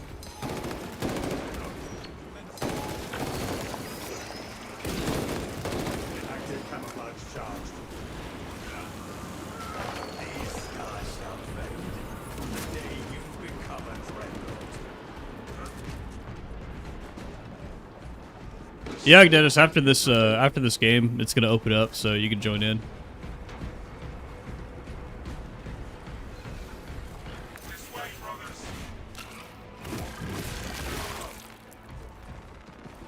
Get this going. Bring back the Beastmen. They totally could, Witch Possum. They could totally do a Beastman army. I don't know what... On the tabletop, I don't know what, like, niche the Beastmen would fill. Because you already have World Eaters. So maybe you just make them supplemental to World Eaters?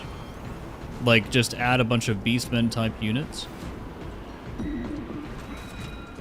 Oh, I'm not gonna kick the random Ignatus. I'm not gonna do that. We'll just wait till we're done with this. We're almost done. We're close. Let's go. Bring back the Beastman. Furry kiss. Oh no, it's like it's like all the people who are like, we need more Felinids. We need more Felinids. Hey, what's up, Praetor? I saw you drop in while I was making coffee. So Witch Possum, I feel like that would be legit. Because there are 2 legions that, of the original 20, you know, that were so bad or did something to piss off the Emperor and basically be erased from history. It would be really cool if one of those legions was basically just like a mutated legion. That would be fucking nuts, dude. That'd be dope.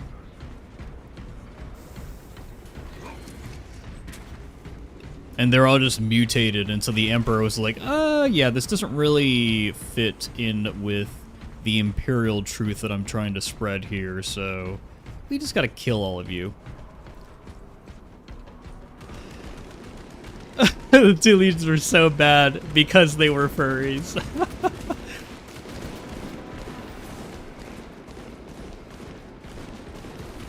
Yeah, that would be good lore, honestly.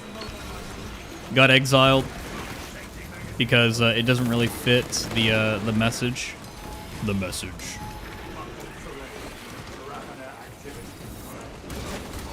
Oh my god, I got sniped. Where's the Ravener? Bring him to the Melta. Bring him here. Split that, there you go. I guess we don't need the Melta. Whoa. I hear noises.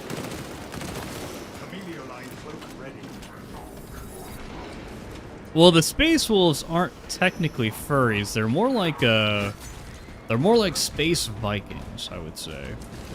But I suppose if you want to embrace their furry nature, you totally can.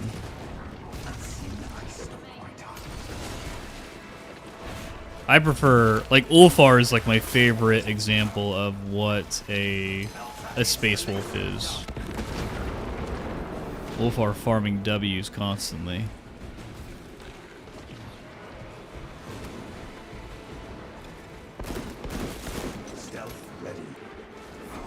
At this point, Space Wolves are more wolf than Viking. Well, that's kind of gross.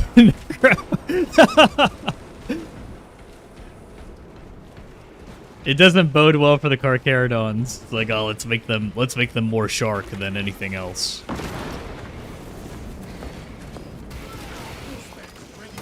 Let's make the hawks of the Emperor more bird-like than anything else.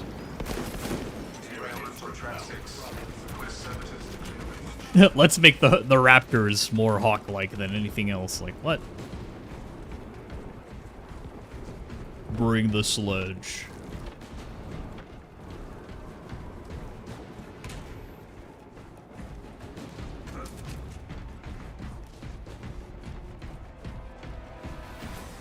Yeah, Zach, that's... yeah. I assumed it had something to do more so with the models more than anything, which... if that's what they want to do, cool. All fun and games until the salamanders are all geckos. Oh my gosh. Exactly, dude, exactly. Where do we draw the line? Where do we draw the line?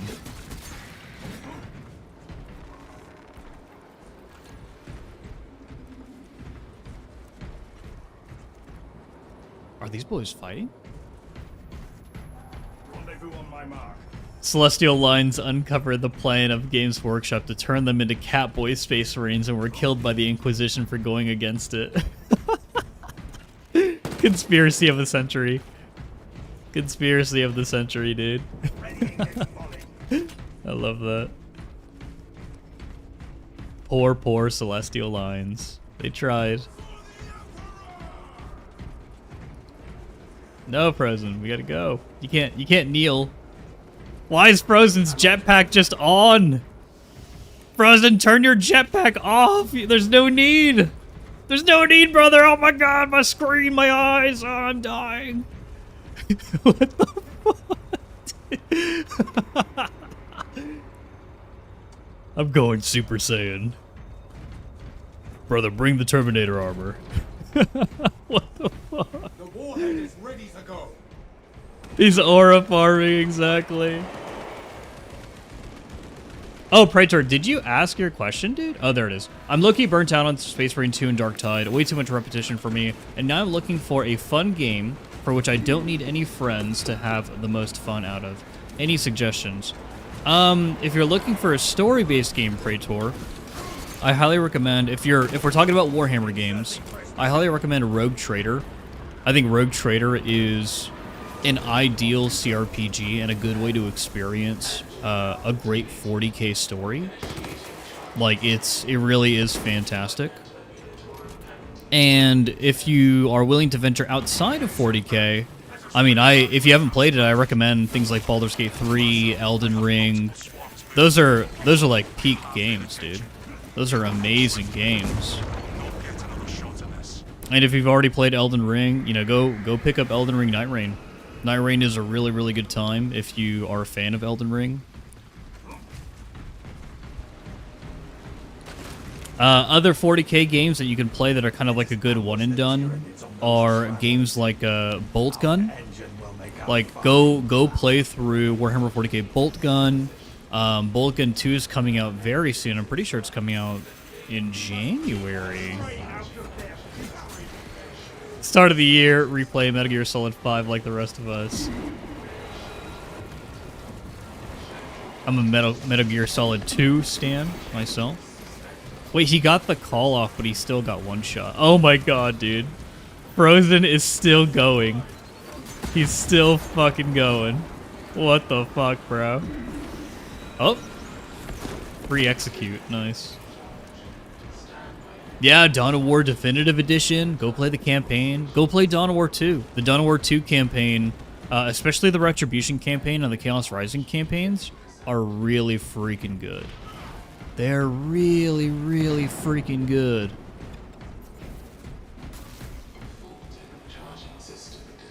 Oh, it's the other side. Jet fuel can't melt. Jet fuel can melt, Sarah might be. Which Dawn of War would you say is worth to play now? I would say that the easiest to get into is definitely Dawn of War 2.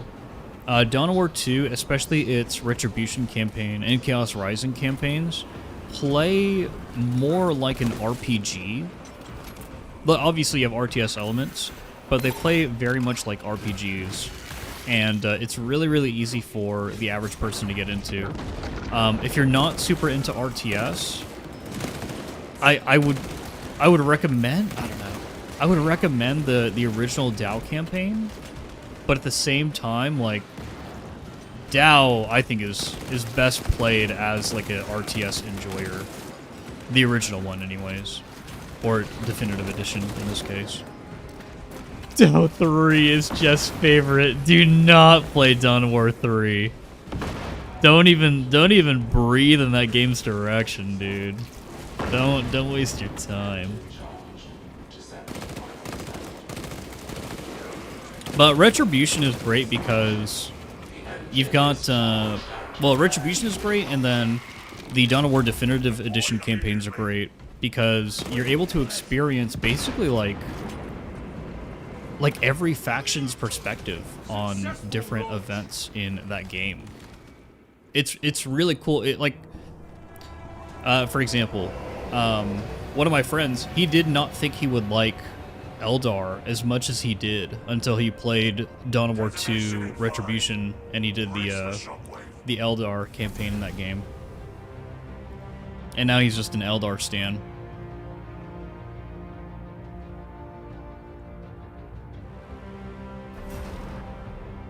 Exactly, Witch Possum.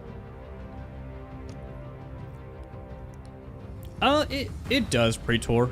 Total War Warhammer does count as, like, RTS. It has RTS elements.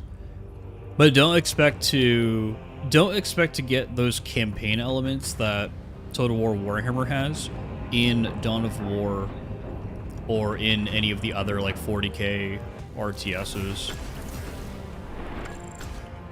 You know, another good one to play if you like space combat and if you like spaceships is like the go-to de facto Warhammer 40k like spaceship game. Was it Battlefleet Gothic Armada or whatever?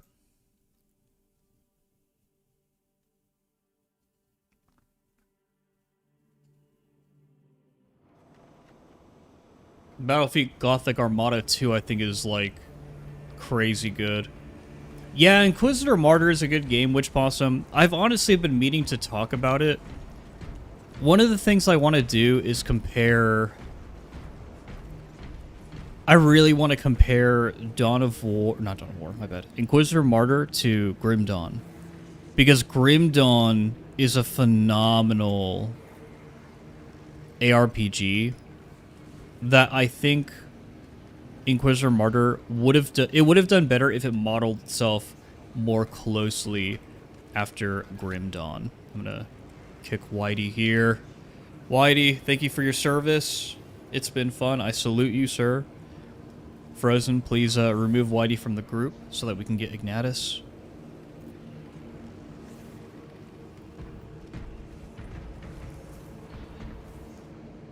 Frozen. Frozen. Oh my god. Please. Whitey, thank you for your service. I'm dismissing you. Okay. Now we can get Ignatus. Okay, Ignatus, I'm putting the join code up. I really need to add you on Steam, dude, to be honest. I feel like a fucking terrible friend. Here. ARJ94.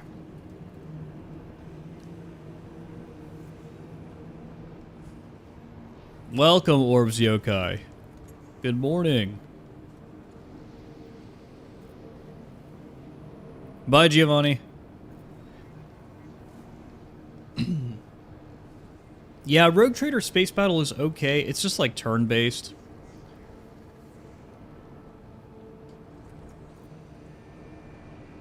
Praetor, you bought a SpongeBob game? What the fuck, bro? I think I played like one of the SpongeBob games. That's okay, Frozen. I played like one of the SpongeBob games in... Get this, Tactical Precision. And then I think I would replace this with this. Because it has a similar shooting feel. We might.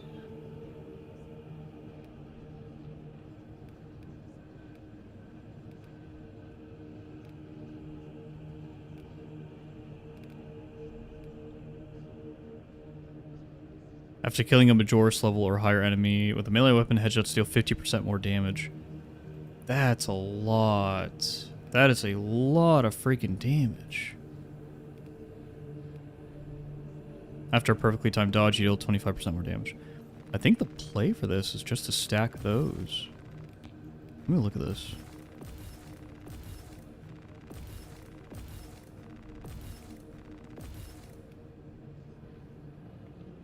We're always going to be aiming with this, though.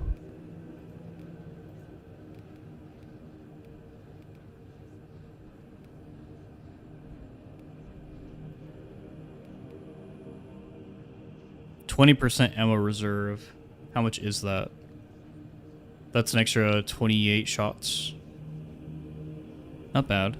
Not bad. I wish I can grab one of these 10% damage increases, though. I'd much rather go for that. Let's see.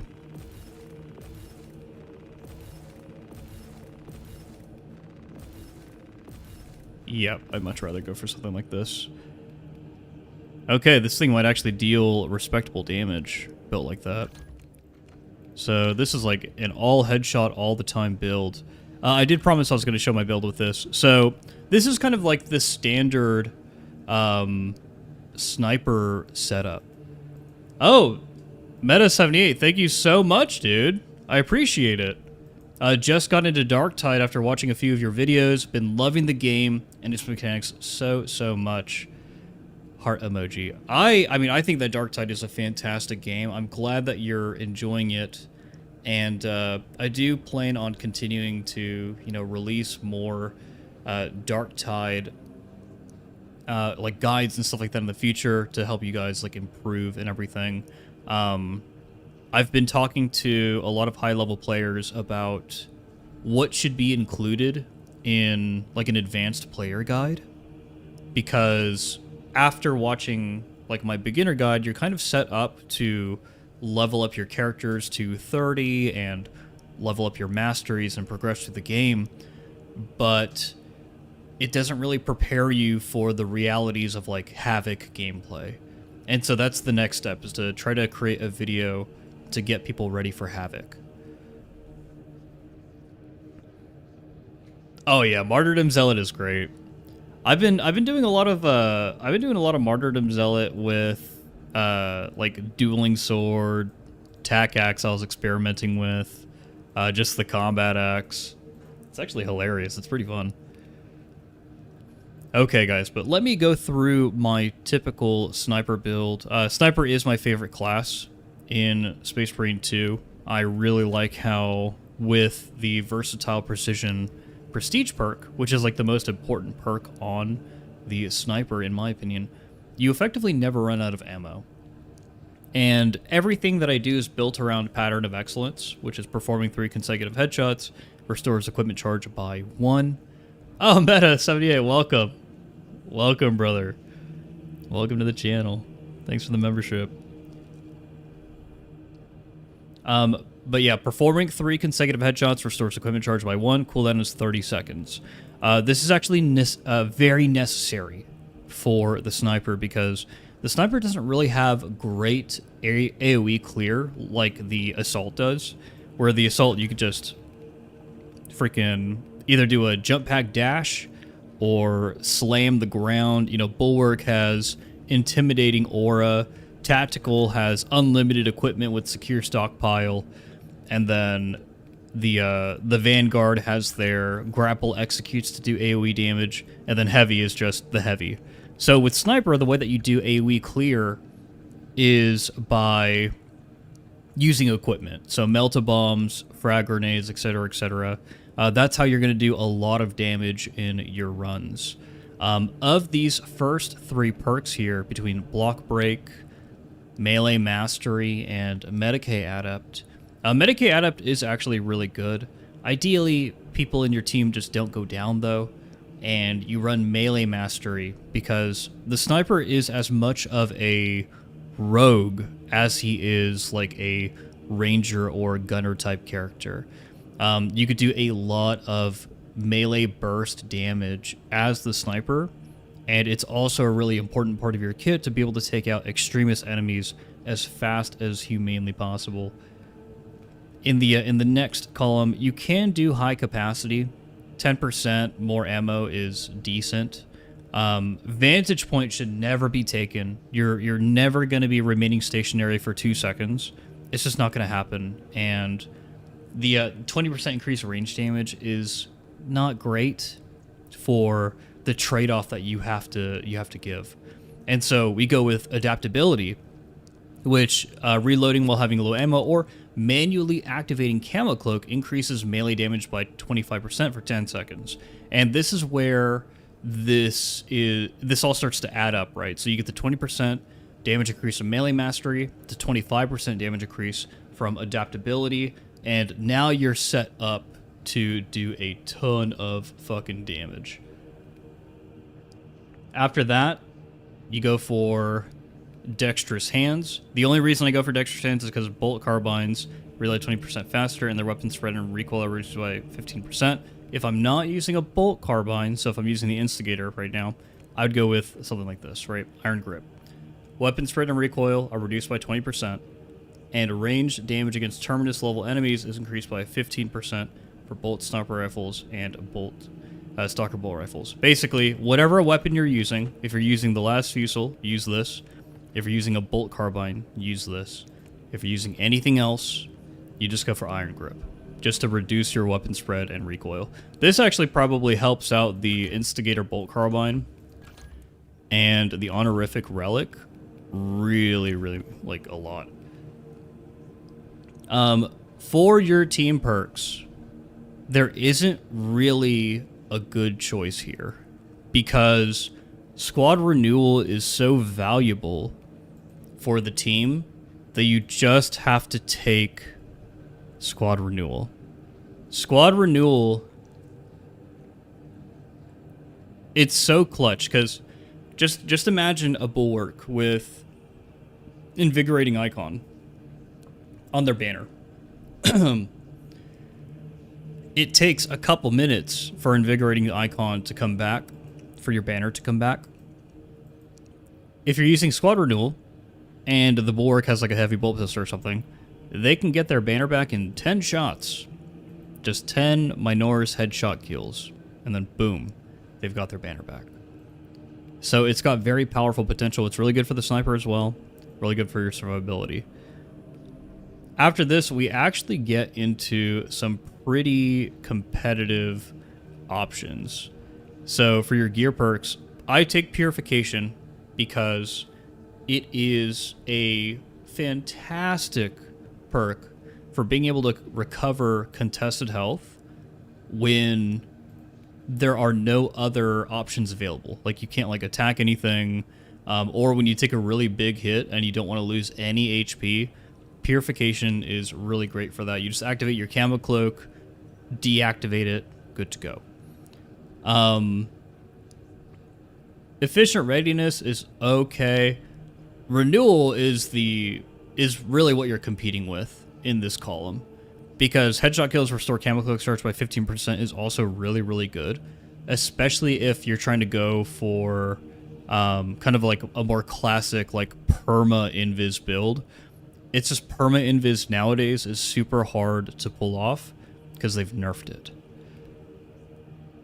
Then you have Guardian Protocol, which is good. If you don't care about increasing your damage, Guardian Protocol is good to take. Good for clutches and stuff like that.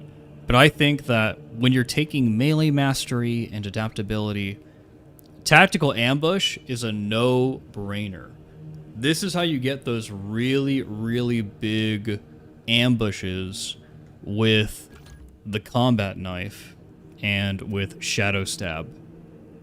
With all this, it's insane. The damage is insane. I mean, you're increasing your damage by 195% for that first attack out of Invis, and for every second that you hold the Shadow Stab, it's 200% more damage. Plus the 120% increased damage from your perfect dodges, which could be stacked up to 3 times. So the damage multiplier just gets crazy. It's super fucking good. That's why I think there's really no... Unless you're using a bolt sniper, I guess, and doing targeted shot, there's really no contest between these two. And then last but not least, I would just completely ignore Ambush. Just forget that this perk exists. The competition is between these two perks right here. Do you want to remain hidden in a Camo Cloak for 2 seconds after performing an attack? Or do you want Persistence, which will give you damage resistance and give you that that CC, not CC immunity, but CC resistance? And I think Persistence is more valuable here, mostly because you're already going to be invulnerable for 2 seconds every time you activate Camo Cloak. So if you're doing a quick cloak cancel, you're already getting the effect of enemies not really being able to damage you. And then, of course, last but not least, evasion's good. Being able to go into Camo Cloak every 30 seconds from just doing a perfect dodge is good. There's no doubt about that. It would be kind of a DPS increase because it works with all of your gear perks here, like with Targeted Shot or with Tactical Ambush. But for the most part, you're going to get more damage or DPS out of Pattern of Excellence. Way more. And then Emergency Override. This is good for like certain stratagems. If you want to cheese a stratagem, or like maybe you only have like one life, and if you go down or die, you lose the run. This is actually a pretty decent way to do it. But you're giving up so much if you give up Pattern of Excellence. You're giving up one Melt-A-Bomb every 30 seconds. That's too much. That's giving up way too much. For prestige perks, Emperor's Grace, Versatile Precision so that you never run out of ammo. Material Upgrade seems good on the surface. I actually think that it just makes more sense to take Exacting Focus and Conviction for more range damage after gun strikes, and then Conviction because this stacks with this. So basically, you're going to be taking 45% less health damage whenever your armor is depleted and after using Cloak. So it's a lot of damage resistance, and it makes Sniper a really, really tanky class at the end of the day. It's really hard to kill or lose as a Sniper if you're on your A game. So yeah, that's the build pretty much. That's the setup. That's the reasoning, my logic for taking things. Oh, we got both enemies. That's good. Let's turn private mode back on.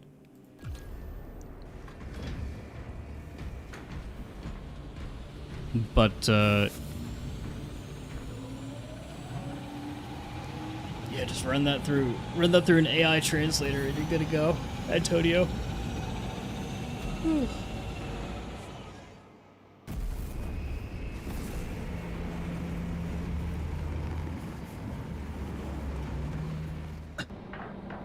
Witch Blossom, you can't make up your mind on Instigator and Stalker, but when you play with Stalker and the ammo reserves, drives you insane. Yeah, you really got to keep in mind that every 15 seconds you got to be grabbing a kill with your secondary, so that you could grab more ammo. I find that if you're not using the bolt carbine, that's how it is with like every one of the sniper's weapons.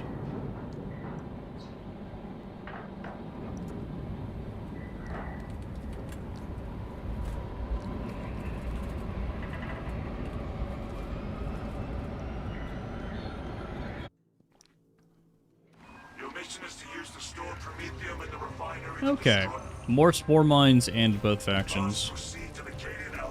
I actually really love this. Must then infiltrate the refinery and complete demolitions deployment.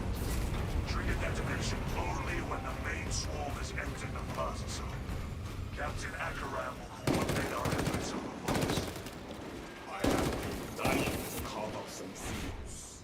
Oh no, Ignatus is 200 ping because he's in Europe. Europe is a fantasy land, dude. Europe isn't even real.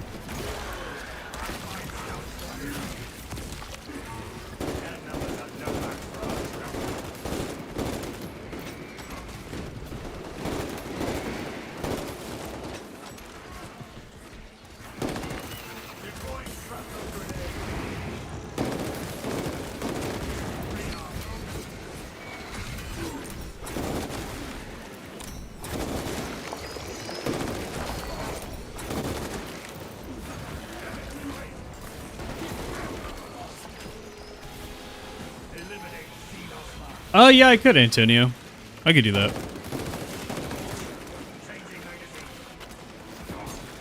I could totally do that.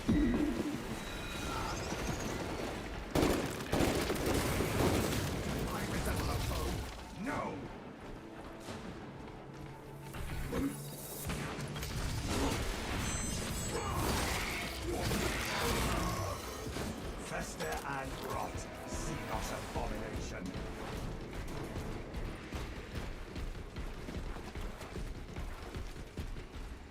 Yeah, Space Marine 2 is a pretty brutal game for sure.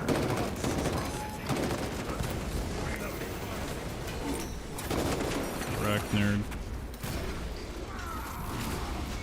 Scions and treachery burn like blankets.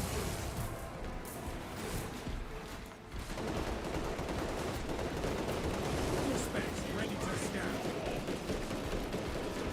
fucking chaos spawn, dude.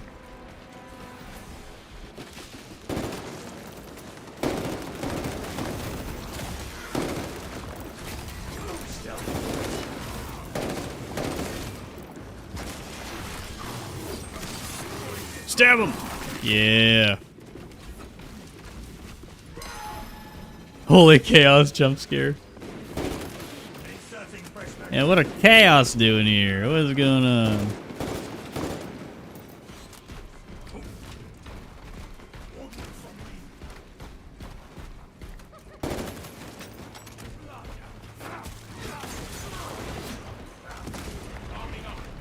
No gene seed. It's fine.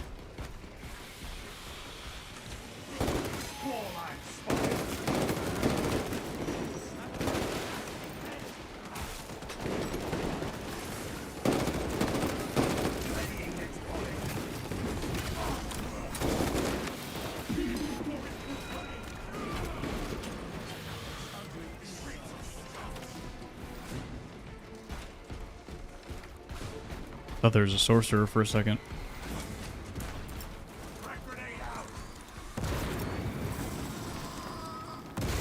Nero. Where's he at? There it is.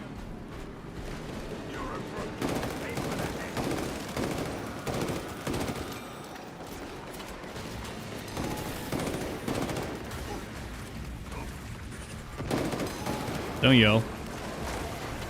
Nerd.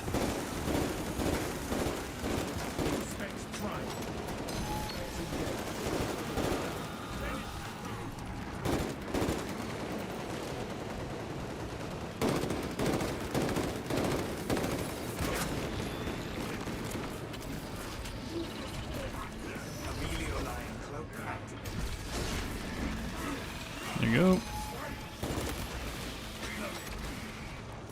Let's conserve our secondary a little bit so that we could farm more primary.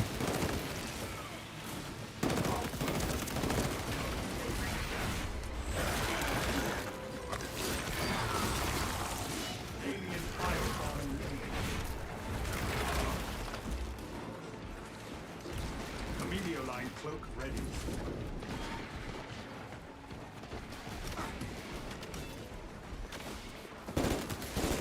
Inserting fresh magazine. I am a phantom of death. On Games Workshop's community site for Warhammer, did he block all that? That's so annoying. They actually released a like kind of like a art presentation on the Emperor's Children, and it's kind of nuts how much nightmare fuel there is in that. Like, the Emperor's Children are fucking terrifying, dude. I think out of all of the Chaos Warbands, they're the ones who I just would not want to end up being captured by.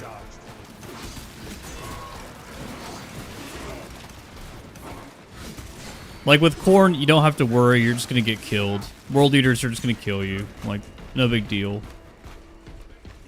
Tzeentch, Word Bearers, you might get sacrificed. Nurgle, you might get sick and die if you don't accept Nurgle. But with freaking Emperor's Children, dude? Yeah. You're not gonna catch me getting caught by them. I'll just end it. I'll end it before that happens. To acquire the Astra Militarum demolition codes required to deploy and arm their ordnance. Source one from any soldier you see, alive or otherwise.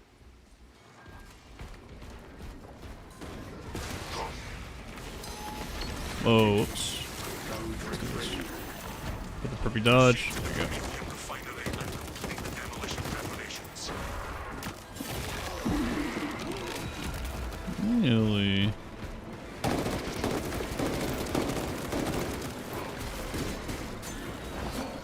I asked ChatGPT who would win, Grimgor, Ironhide, or Ghazghkull, and apparently Grimgor is so fucking strong, he beats Gaz in a duel. What? No way, dude. No freaking way. Gaz has literally, like, technology. Gaz has a gun. He would just fucking shoot Grimgor.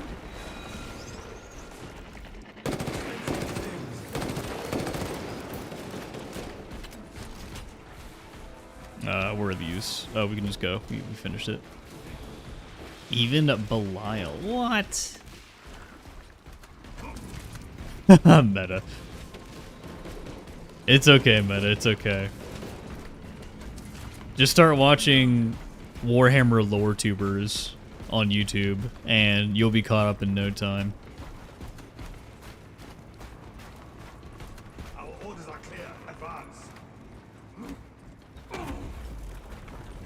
Expunge the obstacles. Tossing frag grenade. This is where we sow the enemy's defeat, brothers.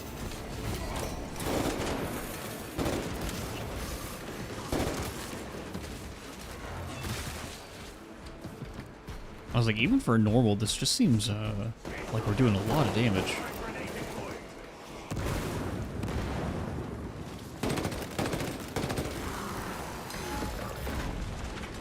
Rax here. Get this execute. Jeff is a closeted Emps Children fan. No way, dude. They literally fucking terrify me.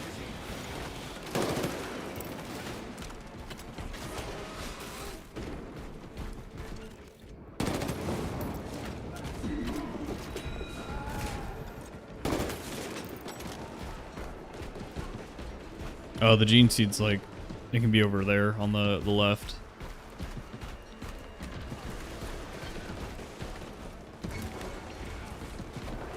Oh, Meta, I literally listen to books like while I work.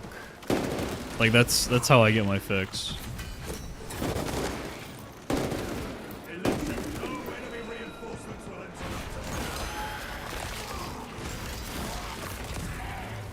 Synaptic servants slaughtered.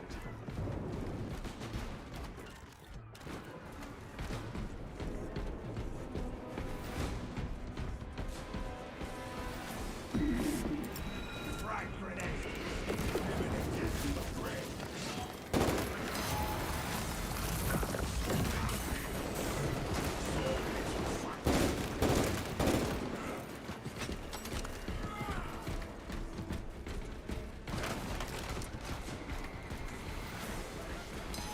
Demon says 40k can use just more good people. I mean, you technically... Oh, this is why Purification's so good. Like, all my contested HP just restored. Boom. The Cadians are running out of time. How close are you to the Promethean facility? You could say the tower good, but I think that every faction is bad in their own way. Every faction is good and bad in their own way. Chaos keeps me holy. Wholly devoted to chaos. Subterranean detonation in the crude Prometheum. Stealth ready. That will do.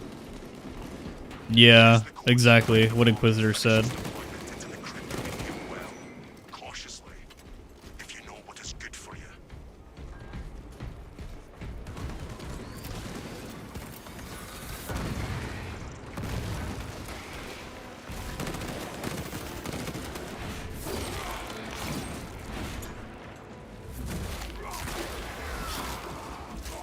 Well, the good guys in 40k just don't have any. They don't have any armies. Like, for example, the wood elf equivalent of the Eldar. What are they called? Like the Exodrites or something? Exodites.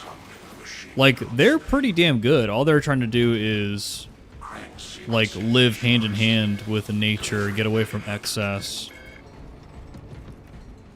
and just try to avoid people.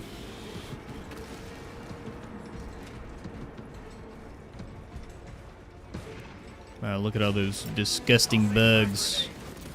Let us keep that swarm from ever reaching generator 4. Generator 4. Climbing is not permitted while in operation. Yeah, the Exodites. Apparently they ride dinosaurs and shit. Or that could all just be fan art, unconfirmed.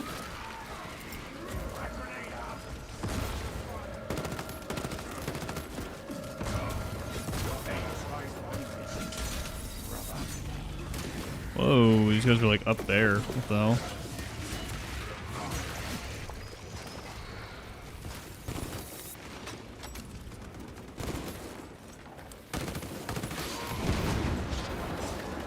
Let's watch the freaking spore mines.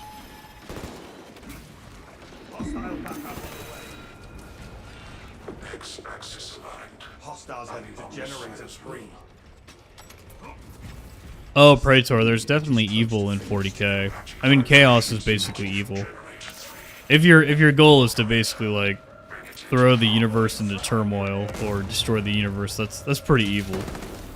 I guess you can say the Tyranids aren't evil because they're literally just doing what they can to survive. Technically, but the things that the Tyranid, like the tactics the Tyranid employ, are pretty fucked up too. Like with Gene Stealer cults. Yeah, Tyranids, they're just hungry animals. Like losing to a Tyranid is no different from getting eaten by like a lion or something. Like the lion was just hungry, bro. The lion's not evil for eating you. It was just fucking hungry. Perform the necessary cleansing to resume. More specifically, getting eaten by a dinosaur, but yeah. Jam clear. Drive ready. Restored. Begin the course of locomotion methods. Oh yeah, Fragile Iron Within. Chaos definitely. I always look at the Horus Heresy, and I say that at the end of the day, Chaos got exactly what they wanted. Like the gods got exactly what they wanted. They got basically at least 10,000 years of just turmoil to feed off of. Like that is 100% what they wanted. They won the Horus Heresy. And they managed to sideline the Emperor.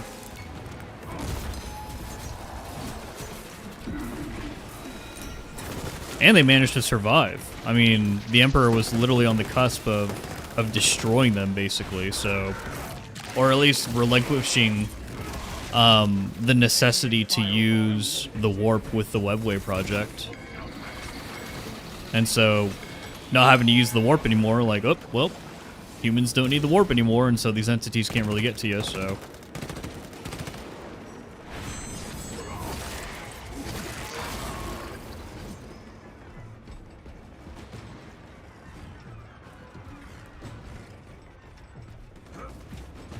Demolition deployment sequence concluded. No The Tyranid hive mind does hate. It's not just an animal. Well, animals hate. Animals definitely hate Shake Vivid.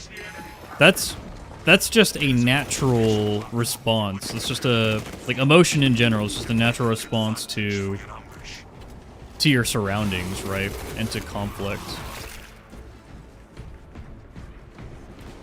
Hatred, you know, is more an evolutionary tool that something like the Tyranids would use in order to more effectively kill things and eat things. What's going on over here?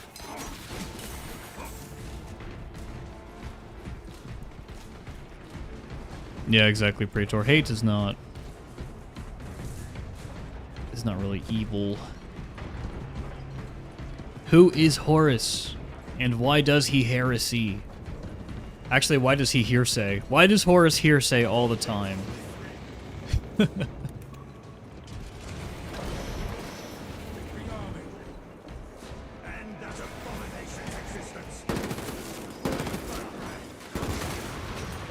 Why did humans evolve to have hate?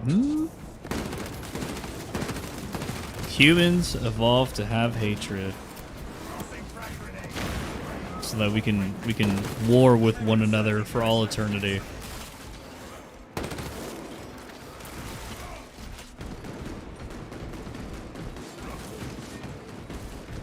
I would hate as well if my food tried to stab and shoot me. That's pretty good.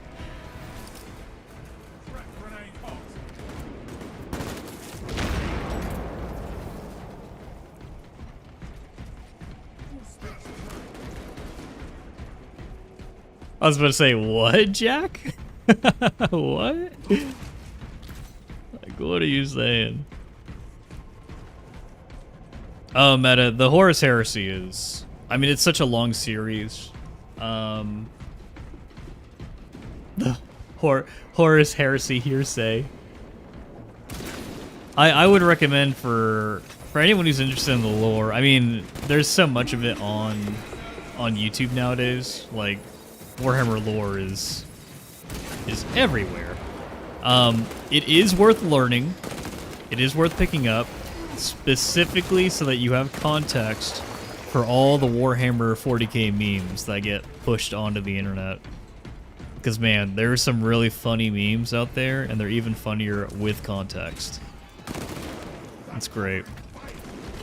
It's kind of worth learning tabletop for the same reason as well. The memes are just fucking always fresh, hot off the press, you know? I will hold you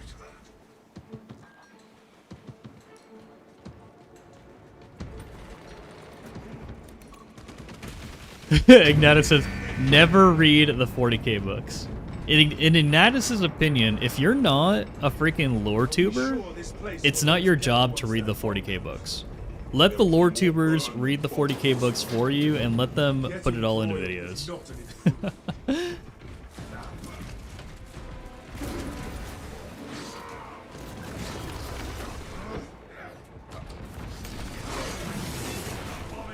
Oh, I accidentally stole this execute. Whoops. I highly recommend reading the books as well if you like reading. There are just a lot of people that don't like reading, and they need information to be presented in an entertaining way, and that's where the lore channels kind of come into play.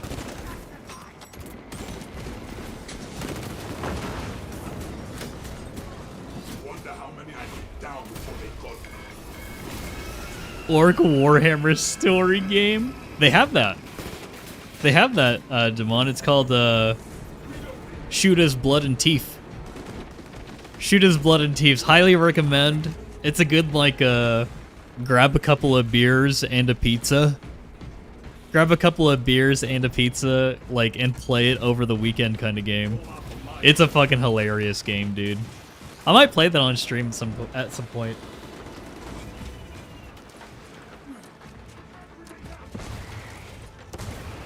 Ignatius, please. Please stop pumping.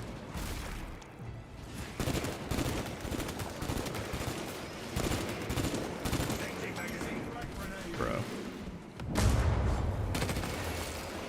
Correct. Frag grenade deployed.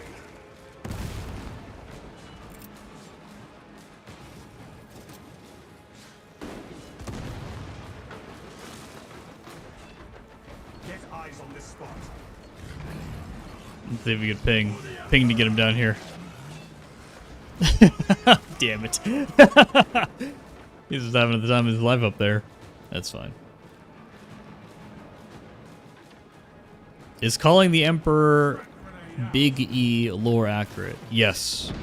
In the Horus Heresy, Dorn and Sanguinius and the Khan, they're having a conversation with all of the generals and admirals during the Siege of Terra right before the Solar War, and Dorn asks Sanguinius, "What would Big E want us to do?"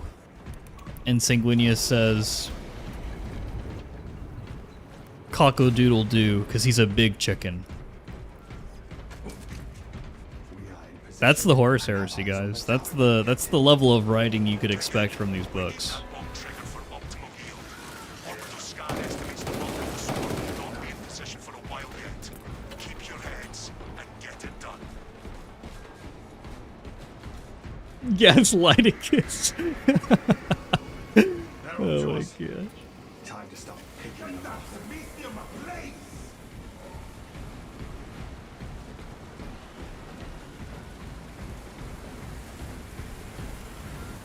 One thing I will say is, when we talk about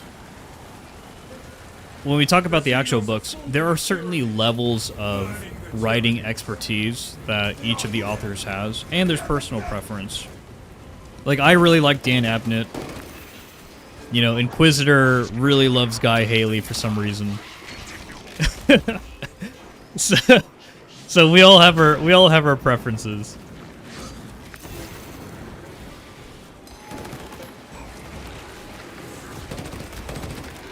The Chaos and Tyranids are fighting.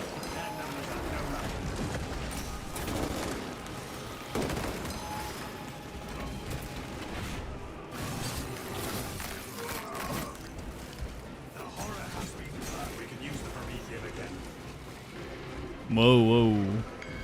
These guys are really fucking each other up. We are surrounded. Turn them out. Oh my god, that didn't hit him. So annoying. Whoa.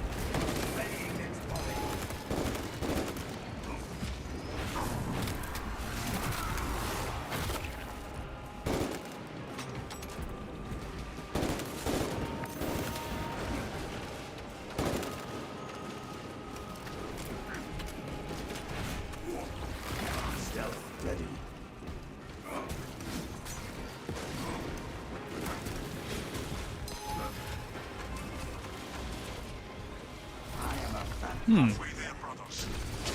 The Chaos Spawn went straight for the Spore Mine, just straight up meleeed him. That's amazing.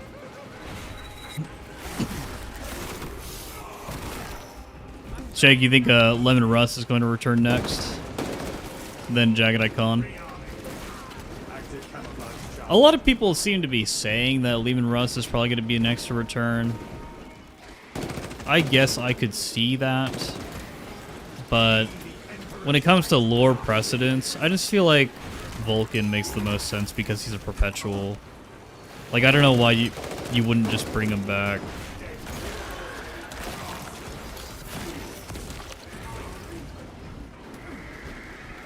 Inserting prisoner. Scoping more swarms moving on us. Oh my god, I'm mommy? Call me mommy. Tell me I'm a good mommy. They are scaling the walls. Setting fire. Close assault.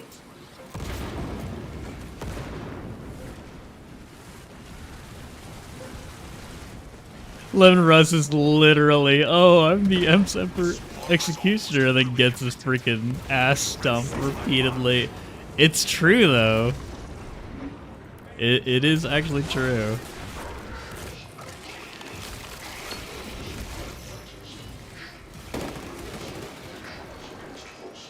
That's the last thing you should be clipping. Thanks, Steph. I'll use that later.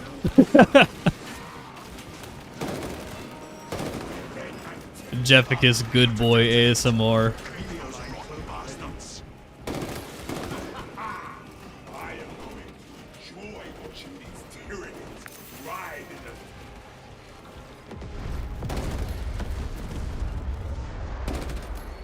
What a sight. What a swarm. Tyranid bioscience down 90% and fallen. Swarm annihilation confirmed. Ignati says, if Dorn returns, I'm legit killing Valrak. Oh no, let's throw some nades. There you go. Thunderhawk arriving at evac point. Ramp down and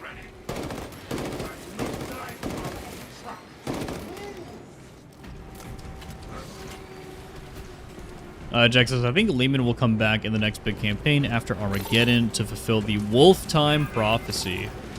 And the con has had 2 recent lore sightings. Vulcan makes more sense, though.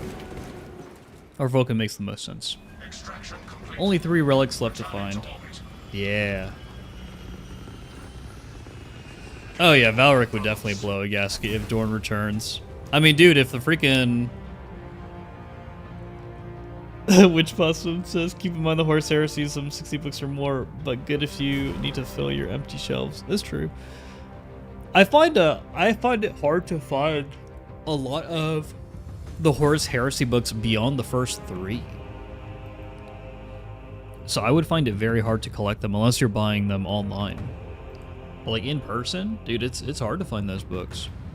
And then for Siege of Terra, I always find like the Solar War and then like the End and the Death, but everything in between, I can't find the physical copies at like my local bookstores. I guess I could probably order them, have them get delivered, but I'm not collecting right now. I don't really collect physical books. I've got an extensive audiobook library on my Audible account, and I'm content with that. If I'm going to read something physical, I will sell it back to like half-price books after I'm done reading it. You can't die by being incapacitated. Oh, so this is literally just a super easy gimme.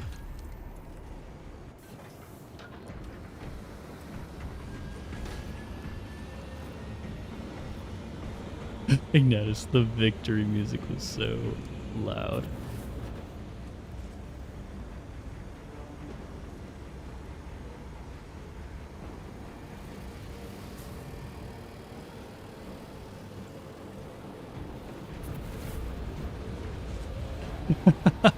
One more, in and out, super fast adventure. Oh my gosh. Wait, did he, it has a drop after one? Okay.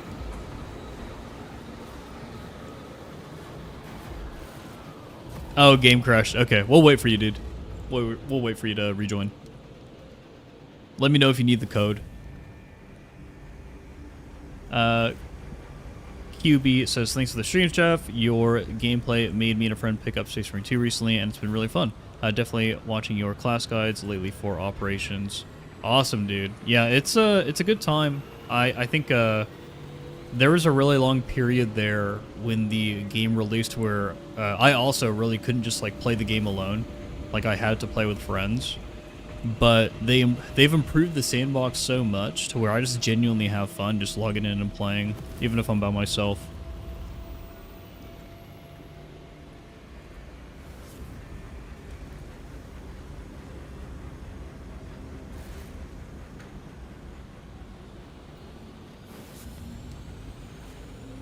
Hey, Kermit. Community update is on the 29th. Okay. Okay. Well, I'll be around for that, so... I'll be around to watch First Floor Guardsman's video. Just let him read it out for me. I guess we could start. We could probably start and just have Ignatius join in.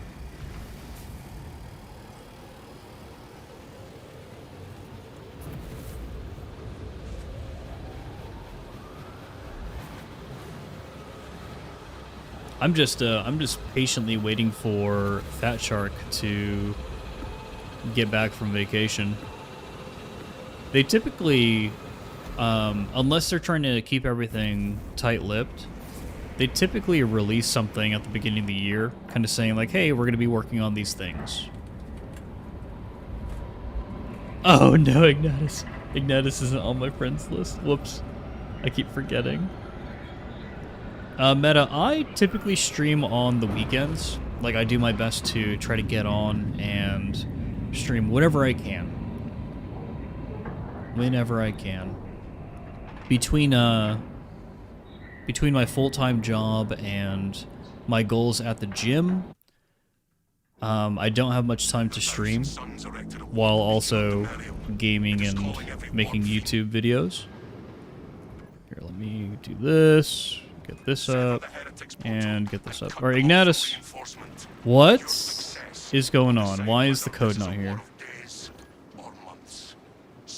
Oh, is that specifically for John? Where's the code?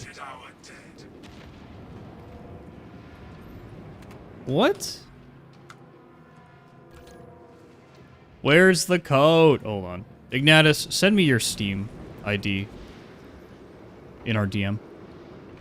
Just send me the ID.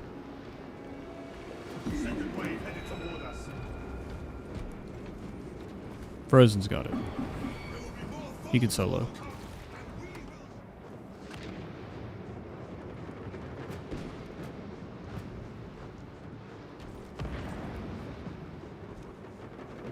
The spearman is merely a beast for us to put down. Oh, it came for me. That's so funny. Get out of here. Wipe it out. I could type a code, but when you bring this up, a code is supposed to populate for people to join you. I don't know why it's not there. Just as needed. Acquired a cultist target. It's okay. I got Ignatius's ID.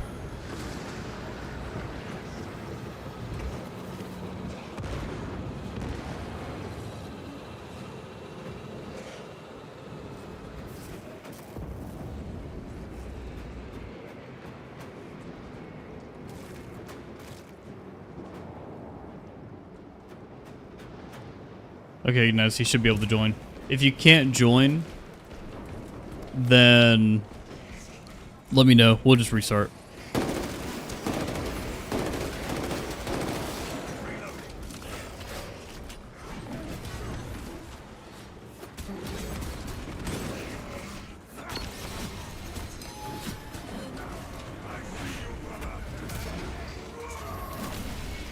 To put faith in madness is to seek death. He can't join. Okay, we gotta reset. Hold on. Hold on. I assume he can't join because it's set to private, and for stratagems, I think it breaks it. But that's weird. Bye, Meta. I typically schedule my streams in advance, guys. Also, if you want to be kept up to date, I am pretty active in the Discord. So join the Discord and you can just talk to me directly. We have a lot of memes, mini painting, and all sorts of stuff get posted up in there. Drip Marine 2.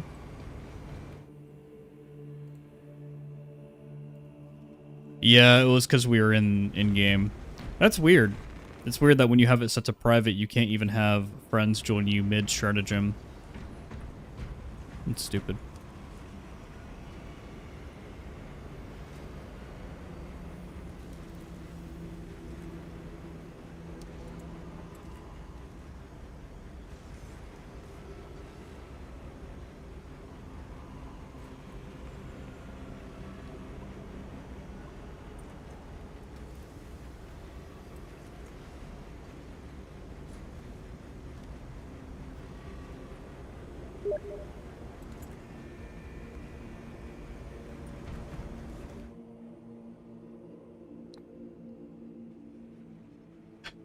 Ignatius says,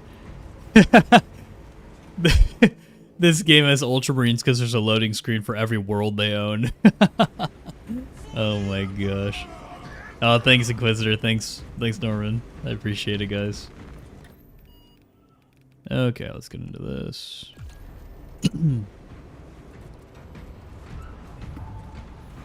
But yeah, there definitely is a certain amount of jank that comes with the 40k games. Oh, we'll get you on there, Frozen. We'll get you on there. There's a certain amount of jank that comes with the 40k games, dude. With Space Marine 2 and with Darktide. Like coming from Destiny 2 to Darktide was an interesting experience. Because in Destiny 2, without mods, you could just talk to anybody on your friends list, inspect them wherever they are, see what their loadout is, and your game just didn't break. And everything was very fluid. Navigating through all the menus is a very, very fluid experience, and the UI was very clean. Not sure what the fascination of basically locking UI elements behind different NPCs or specific locations is, because both Space Marine 2 and Darktide do it. You would need mods to be able to access all the different menus in Darktide. 1,000 suns defile a burial. Base Double up here on nades.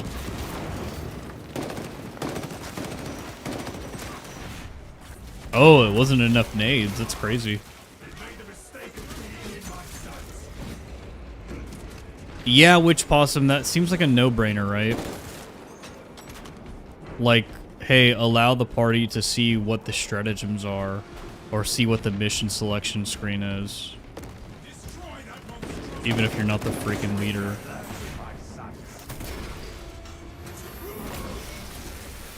And that's true, Ignatius. There are no official mods for Space Marine 2. Nothing's officially sanctioned anyways. That was weird. Just hearing random chaos spawn noises.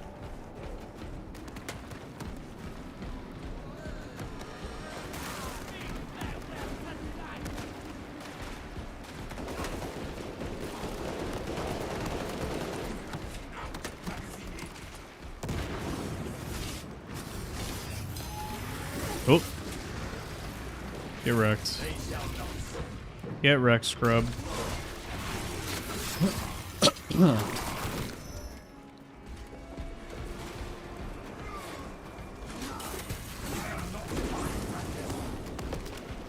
I see an entrance along that rock face. Talking about mods, sometimes Space Marine 2 detects my Darktide mods, it seems, and sends me to offline mode. What? Which mods? I don't have that problem.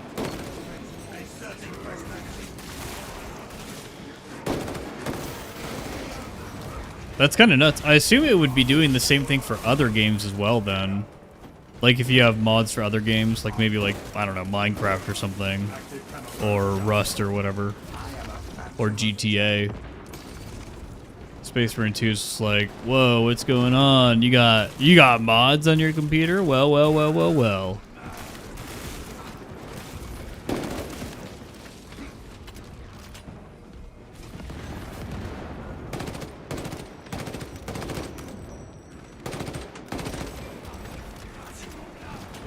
Oh no, dude. This thing's range is terrible.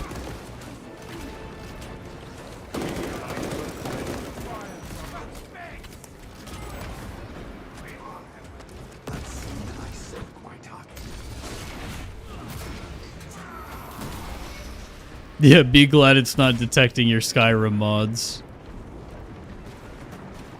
Just log into the game one day and your Space Marine's just freaking naked.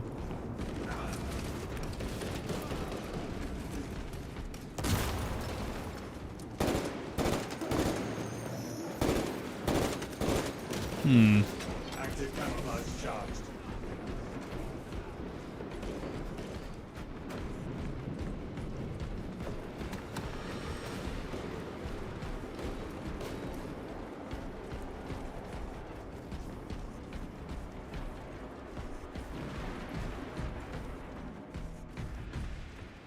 There's a mod for Naked Titus? What the fuck, bro? Our orders are clear and advanced. What the fuck, dude?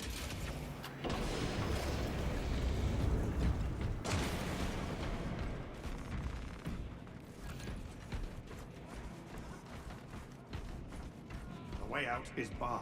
So guys, Saber is making a greatsword, apparently. What classes are going to be able to use the greatsword? I assume it's going to be freaking a Link, so I can make sure to avoid it.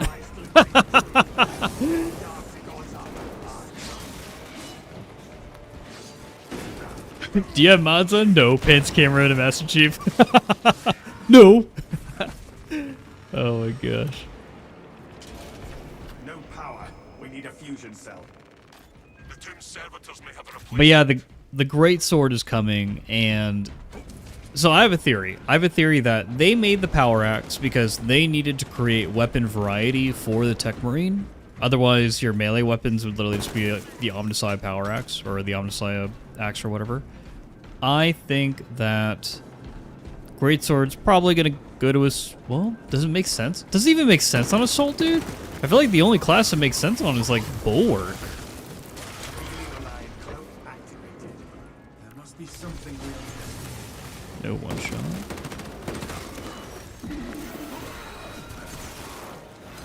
Whoa. I should be using my secondary more too. I forgot that the bolt pistol actually does pretty decent damage.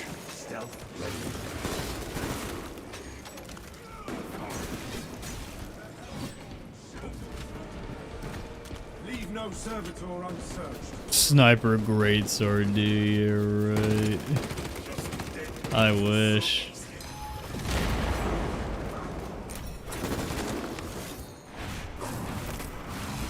Yeah, two-hander for bulwark, and then they add judiciaries. Adding a judiciary would be insane, and it would make sense, right? As like the game's next class. To put faith in madness is to seek death.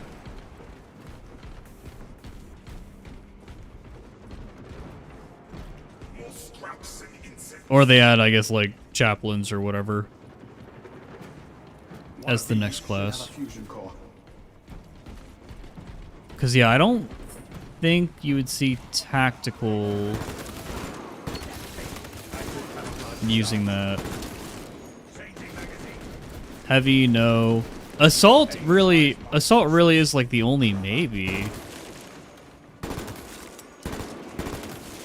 So, Ignatius, the reason why I say it would be weird is because... There must be some code run, but the fusion core is... Well, no, they have the Thunderhammer already. So yeah, I guess it wouldn't be weird. Just give him the sword, give Bork the sword, and then yeah, you would have to have like another melee class or something, like a Judiciary, Chaplain, whatever, and then it could work.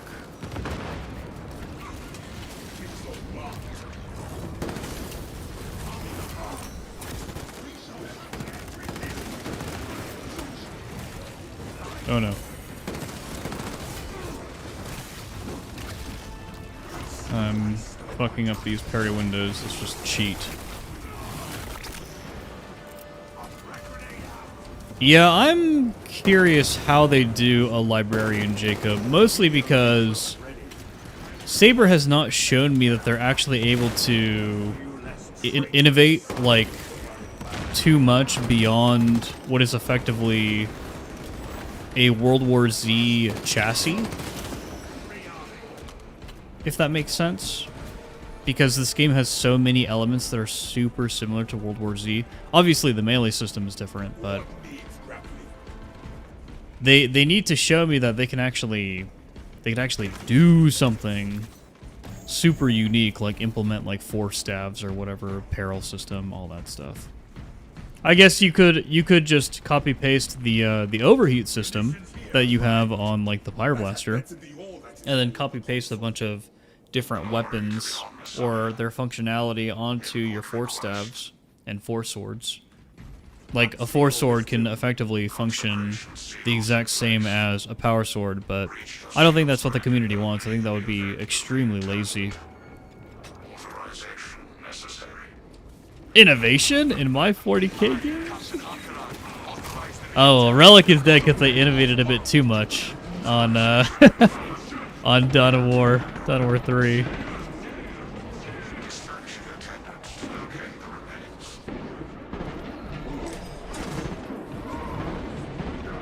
Here to serve. Follow Minister. You're not real. Oh, you're real.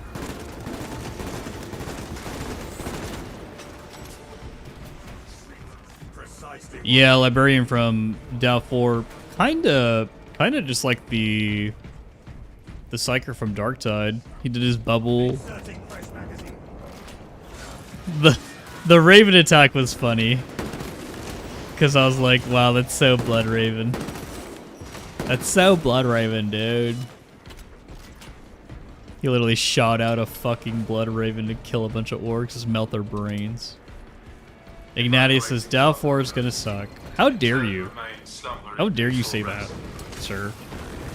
At the very least, we're gonna get a good story experience, because they're taking the campaign very seriously. A lot of cinematics.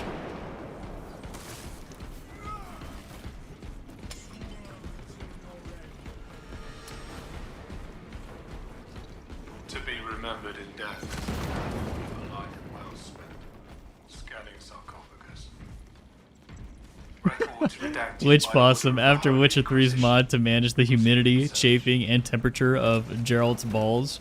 I'm not shot by anything anymore. That's amazing.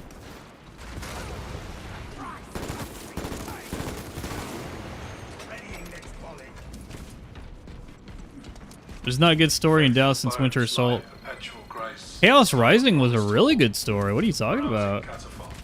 Dao 2 Chaos Rising was May great. continue to rest. Scanning elsewhere. Chaos Rising is one of the only RTSs in the market, Ignatus, that allows you to make choices that actually affect how like the ending is gonna take place, or it affects the ending. Only in death does a faithful servant. It affects encounters. It affects the gear that you get. Remains Chaos overdue for Rising. reconsecration and reburial. By the machine god's will, let it be done. This tomb's rest ends. Consecration seals unbound. But also, different game studio. Different game studio. Not even the same guys. So Relic does not own Dawn of War anymore.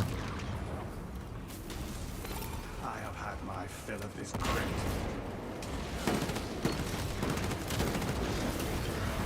Ooh, a lot of damage.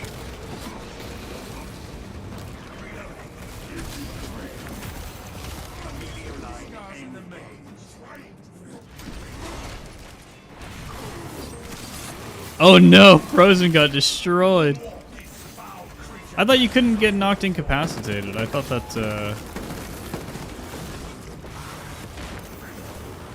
that you weren't allowed to. I probably don't want to get cornered here because that'll happen. Yep.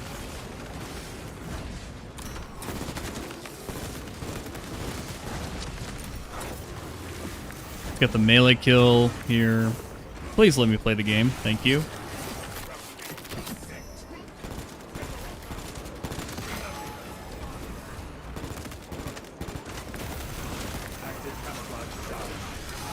Do this. And then we should have the increased damage. Go for the double kill. The dub, as the kids call it.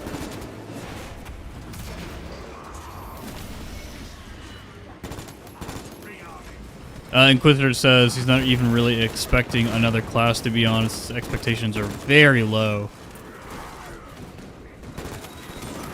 Yeah, I just don't know what Saber is really planning, thinking, or doing, right? Because, I mean, ideally, you kind of want them to focus on, like, Space Marine 3 while enjoying what we have in Space Marine 2. Like, again, this all comes back to Dark Recon. I just hop on stream when I have time, basically. Like, if I know I'm gonna have time in a particular day or something, I'll stream. Specifically on, like, my weekends. But it all comes back to the heads, dude. It all comes back to the heads. Like, I don't want Saber and Focus making fucking cosmetic heads and wasting time on recording voice lines with different voices. I don't want them wasting time and money on that stuff. Even if I know that they're going to make a ton of money in the process, I want them to focus on making Space Marine 3 and more operations, more classes, more enemies. Like, I don't give a fuck about some fucking heads, dude. Like, fuck that.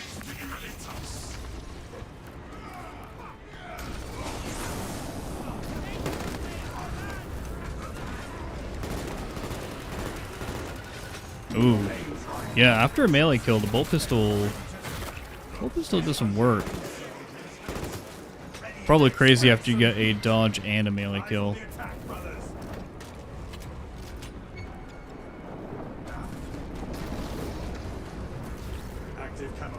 So no heads from Jeff. I'm certainly not going to be buying them, Ignatus, if that's what you mean. I could care less, honestly. beast swoops at them. Legendary attack minute.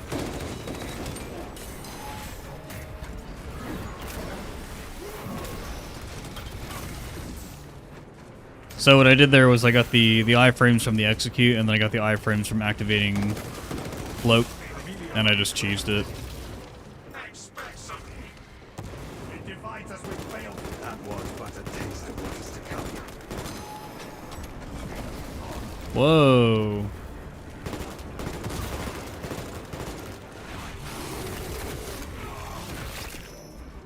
Abomination terminated. Pretty much, Revan. That's exactly what's happening. Active camouflage charged. Who was it earlier that said that the Carcharodon skins are still like in their early stages of being created? Because what that means is that they prioritized making those Space Marine heads over the Carcharodon skins. Because it's all one big like art team, right? Like graphic designers, all that stuff. So they basically chose to go for the bag. They chose to go for the bag rather than creating the things that everybody's already paid for. It's just absurd. Take cover. Take shelter at all times until clear.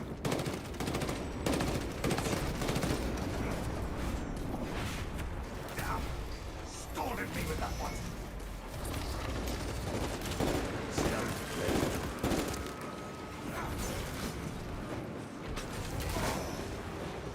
Go. Not much secondary ammo left. Take cover. Watch for balefire. Why aren't heads part of the season pass again? Because Saber likes money. They want money.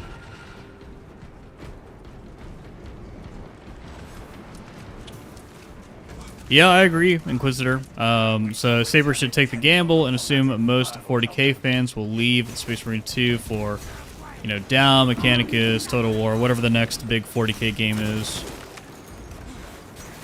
And use that time strictly for Space Marine 3, utilize the downtime. Yeah, we'll see what their next season pass looks like, right? I have a feeling that one of the reasons why we got these heads to begin with is because they probably didn't meet, like there's probably a sales expectation for this year's annual pass, and they probably did not meet that expectation. And so like, well crap, how can we get more money out of the player base that we have in order to meet our goal here, in order to meet our target? Hence the heads. Improvise shelter. Get behind those rock piles.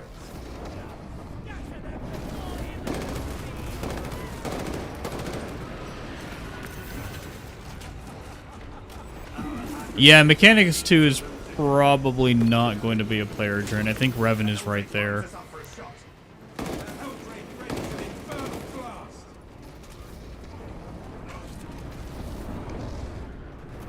Back up a little bit here.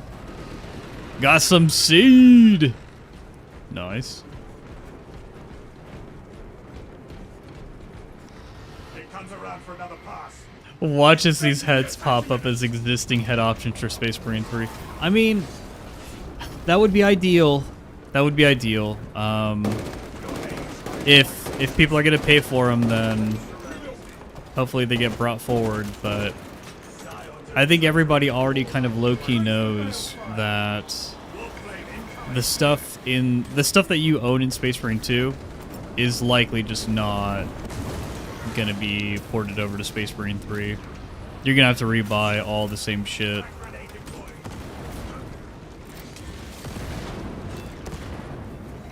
Nading out my teammates, always a good time. It divides us with balefire barriers.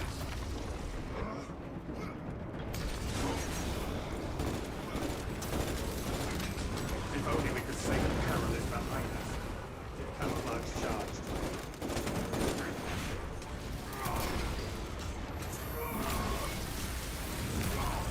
To put faith in madness is to seek death.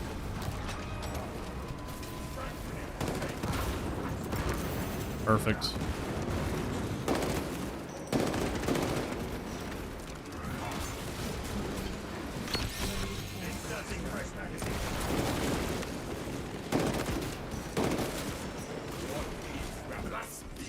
Really could move on. It's not a big deal. Yep. This sanctum is profaned by dark energies. Please perform cleansing rites. Cleansing rites. Show me how to break it. Saint Lankai's chosen relics radiate a pristine aura. Yeah, I agree. I see it. I agree, Jacob. No, Jacob. Fucking. I agree, Natus. This moment in the mission, and any moment where you have to wait like this, Perform cleanse. is so telling. It's such... It's wasting your time, right? Because Saber knows that you're going to have to do this operation again and again and again. So why have a time-wasting... Cleansing mechanism? rites successful. Is this just a cultist? So why have a time-wasting mechanism in there for you? I always make this this comparison. It's like Diablo or Path of Exile, like any kind of game where you have to do things over and over again. You never want to waste the player's time, and because Space Marine 2 has these operations where you're going to do them over and over again, you really don't want to have things that waste your freaking time. It's okay to have the Helldrake segment because you have to be patient, you have to play around the environmental mechanic, but having things where you're just sitting around waiting, like, bro. Yeah, because Saber thinks you're an idiot. Yeah. The beast protects the beacon. Bro. Eliminate them both. Where's the Melta spot here, by the way? I know somebody in chat knows where the Melta spot is. Where's Fulgrim when you need him?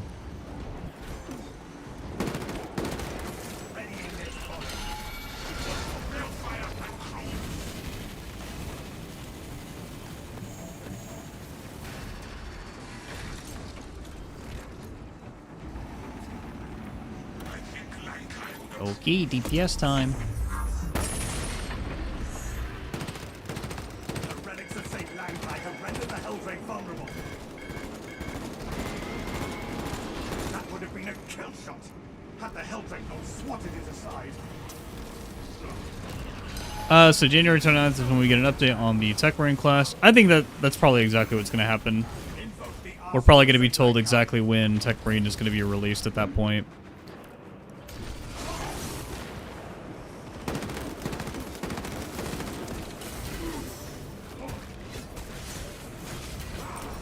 Do I resemble a foe? Seek the symbols. Meteorline cloak ready. Just freaking RPing with all these Chaos boys, dude.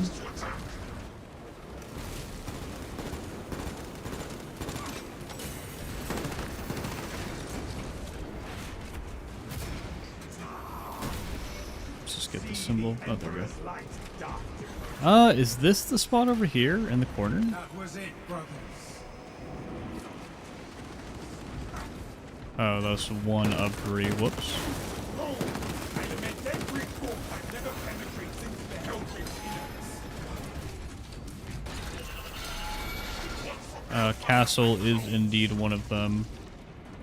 Let's wait for the fire.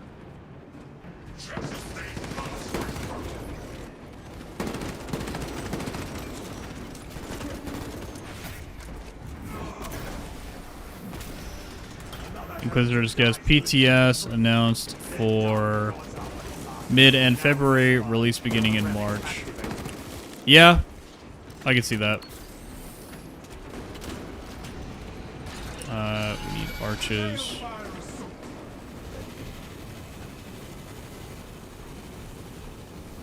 Shield, Inquisitor symbol. Yeah, Canvas is on it. Is this where the melted bombs go? In the corner over here? No. Oh well.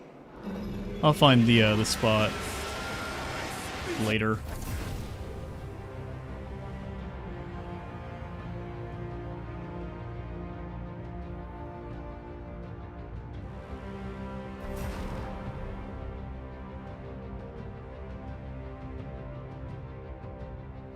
Awesome.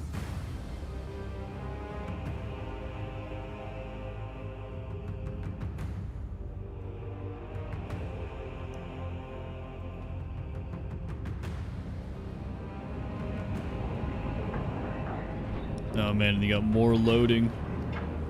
More loading!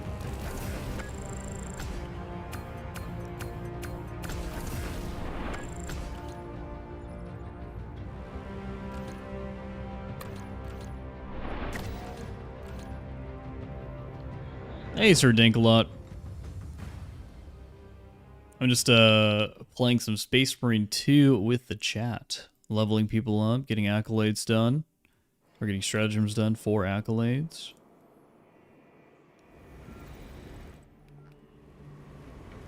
Awesome. Thank you for playing with me, Frozen. Hope that you're able to get some accolades here.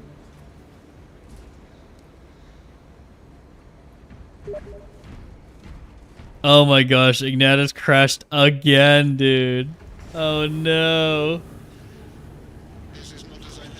That's insane. How many accolades do I even have? Like, what should I get next? I got 425.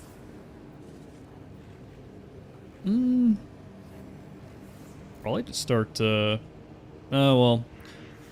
I know that the heavy bolter is fun, so probably pick this up.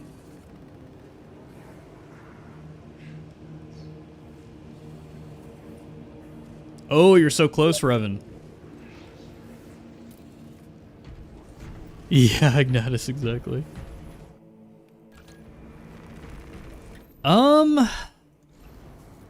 Exactly, Jack. He upset his machine spirit.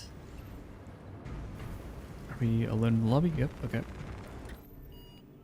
Hold on, let me take a look at these dailies for hard real quickly.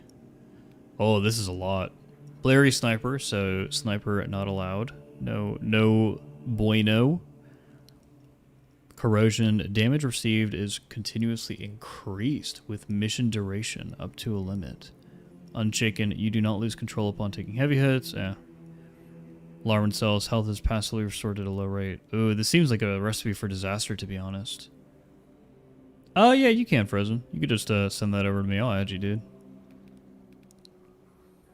Reclamation, clever foe. A small number of Majoris enemies can be shielded from all damage for a short time. Oh, oh. At least you have come prepared. You have Broken Borg, but you have come prepared. That seems not fun. Vox Liberatus depleted armor.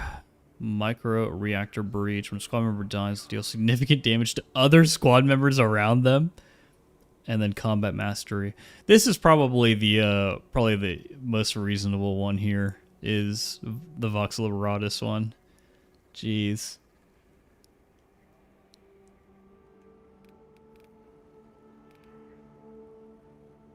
Shoot, dude. Even the hard obelisk is probably easier than all these three.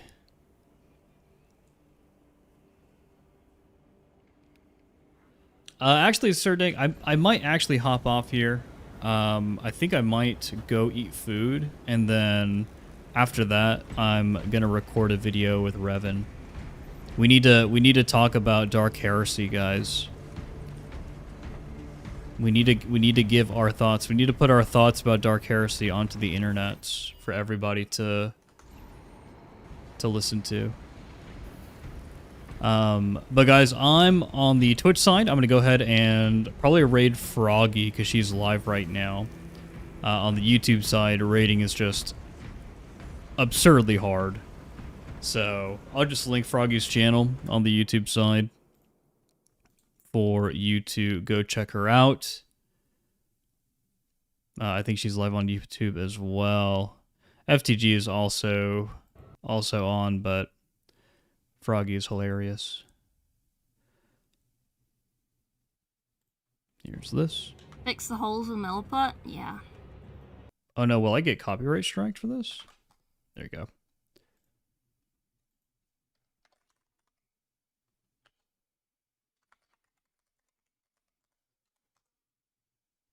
There we go. Got everything there. Alright guys, GG's. Thanks for joining me today. Probably stream Sunday, maybe. We'll see. See you around.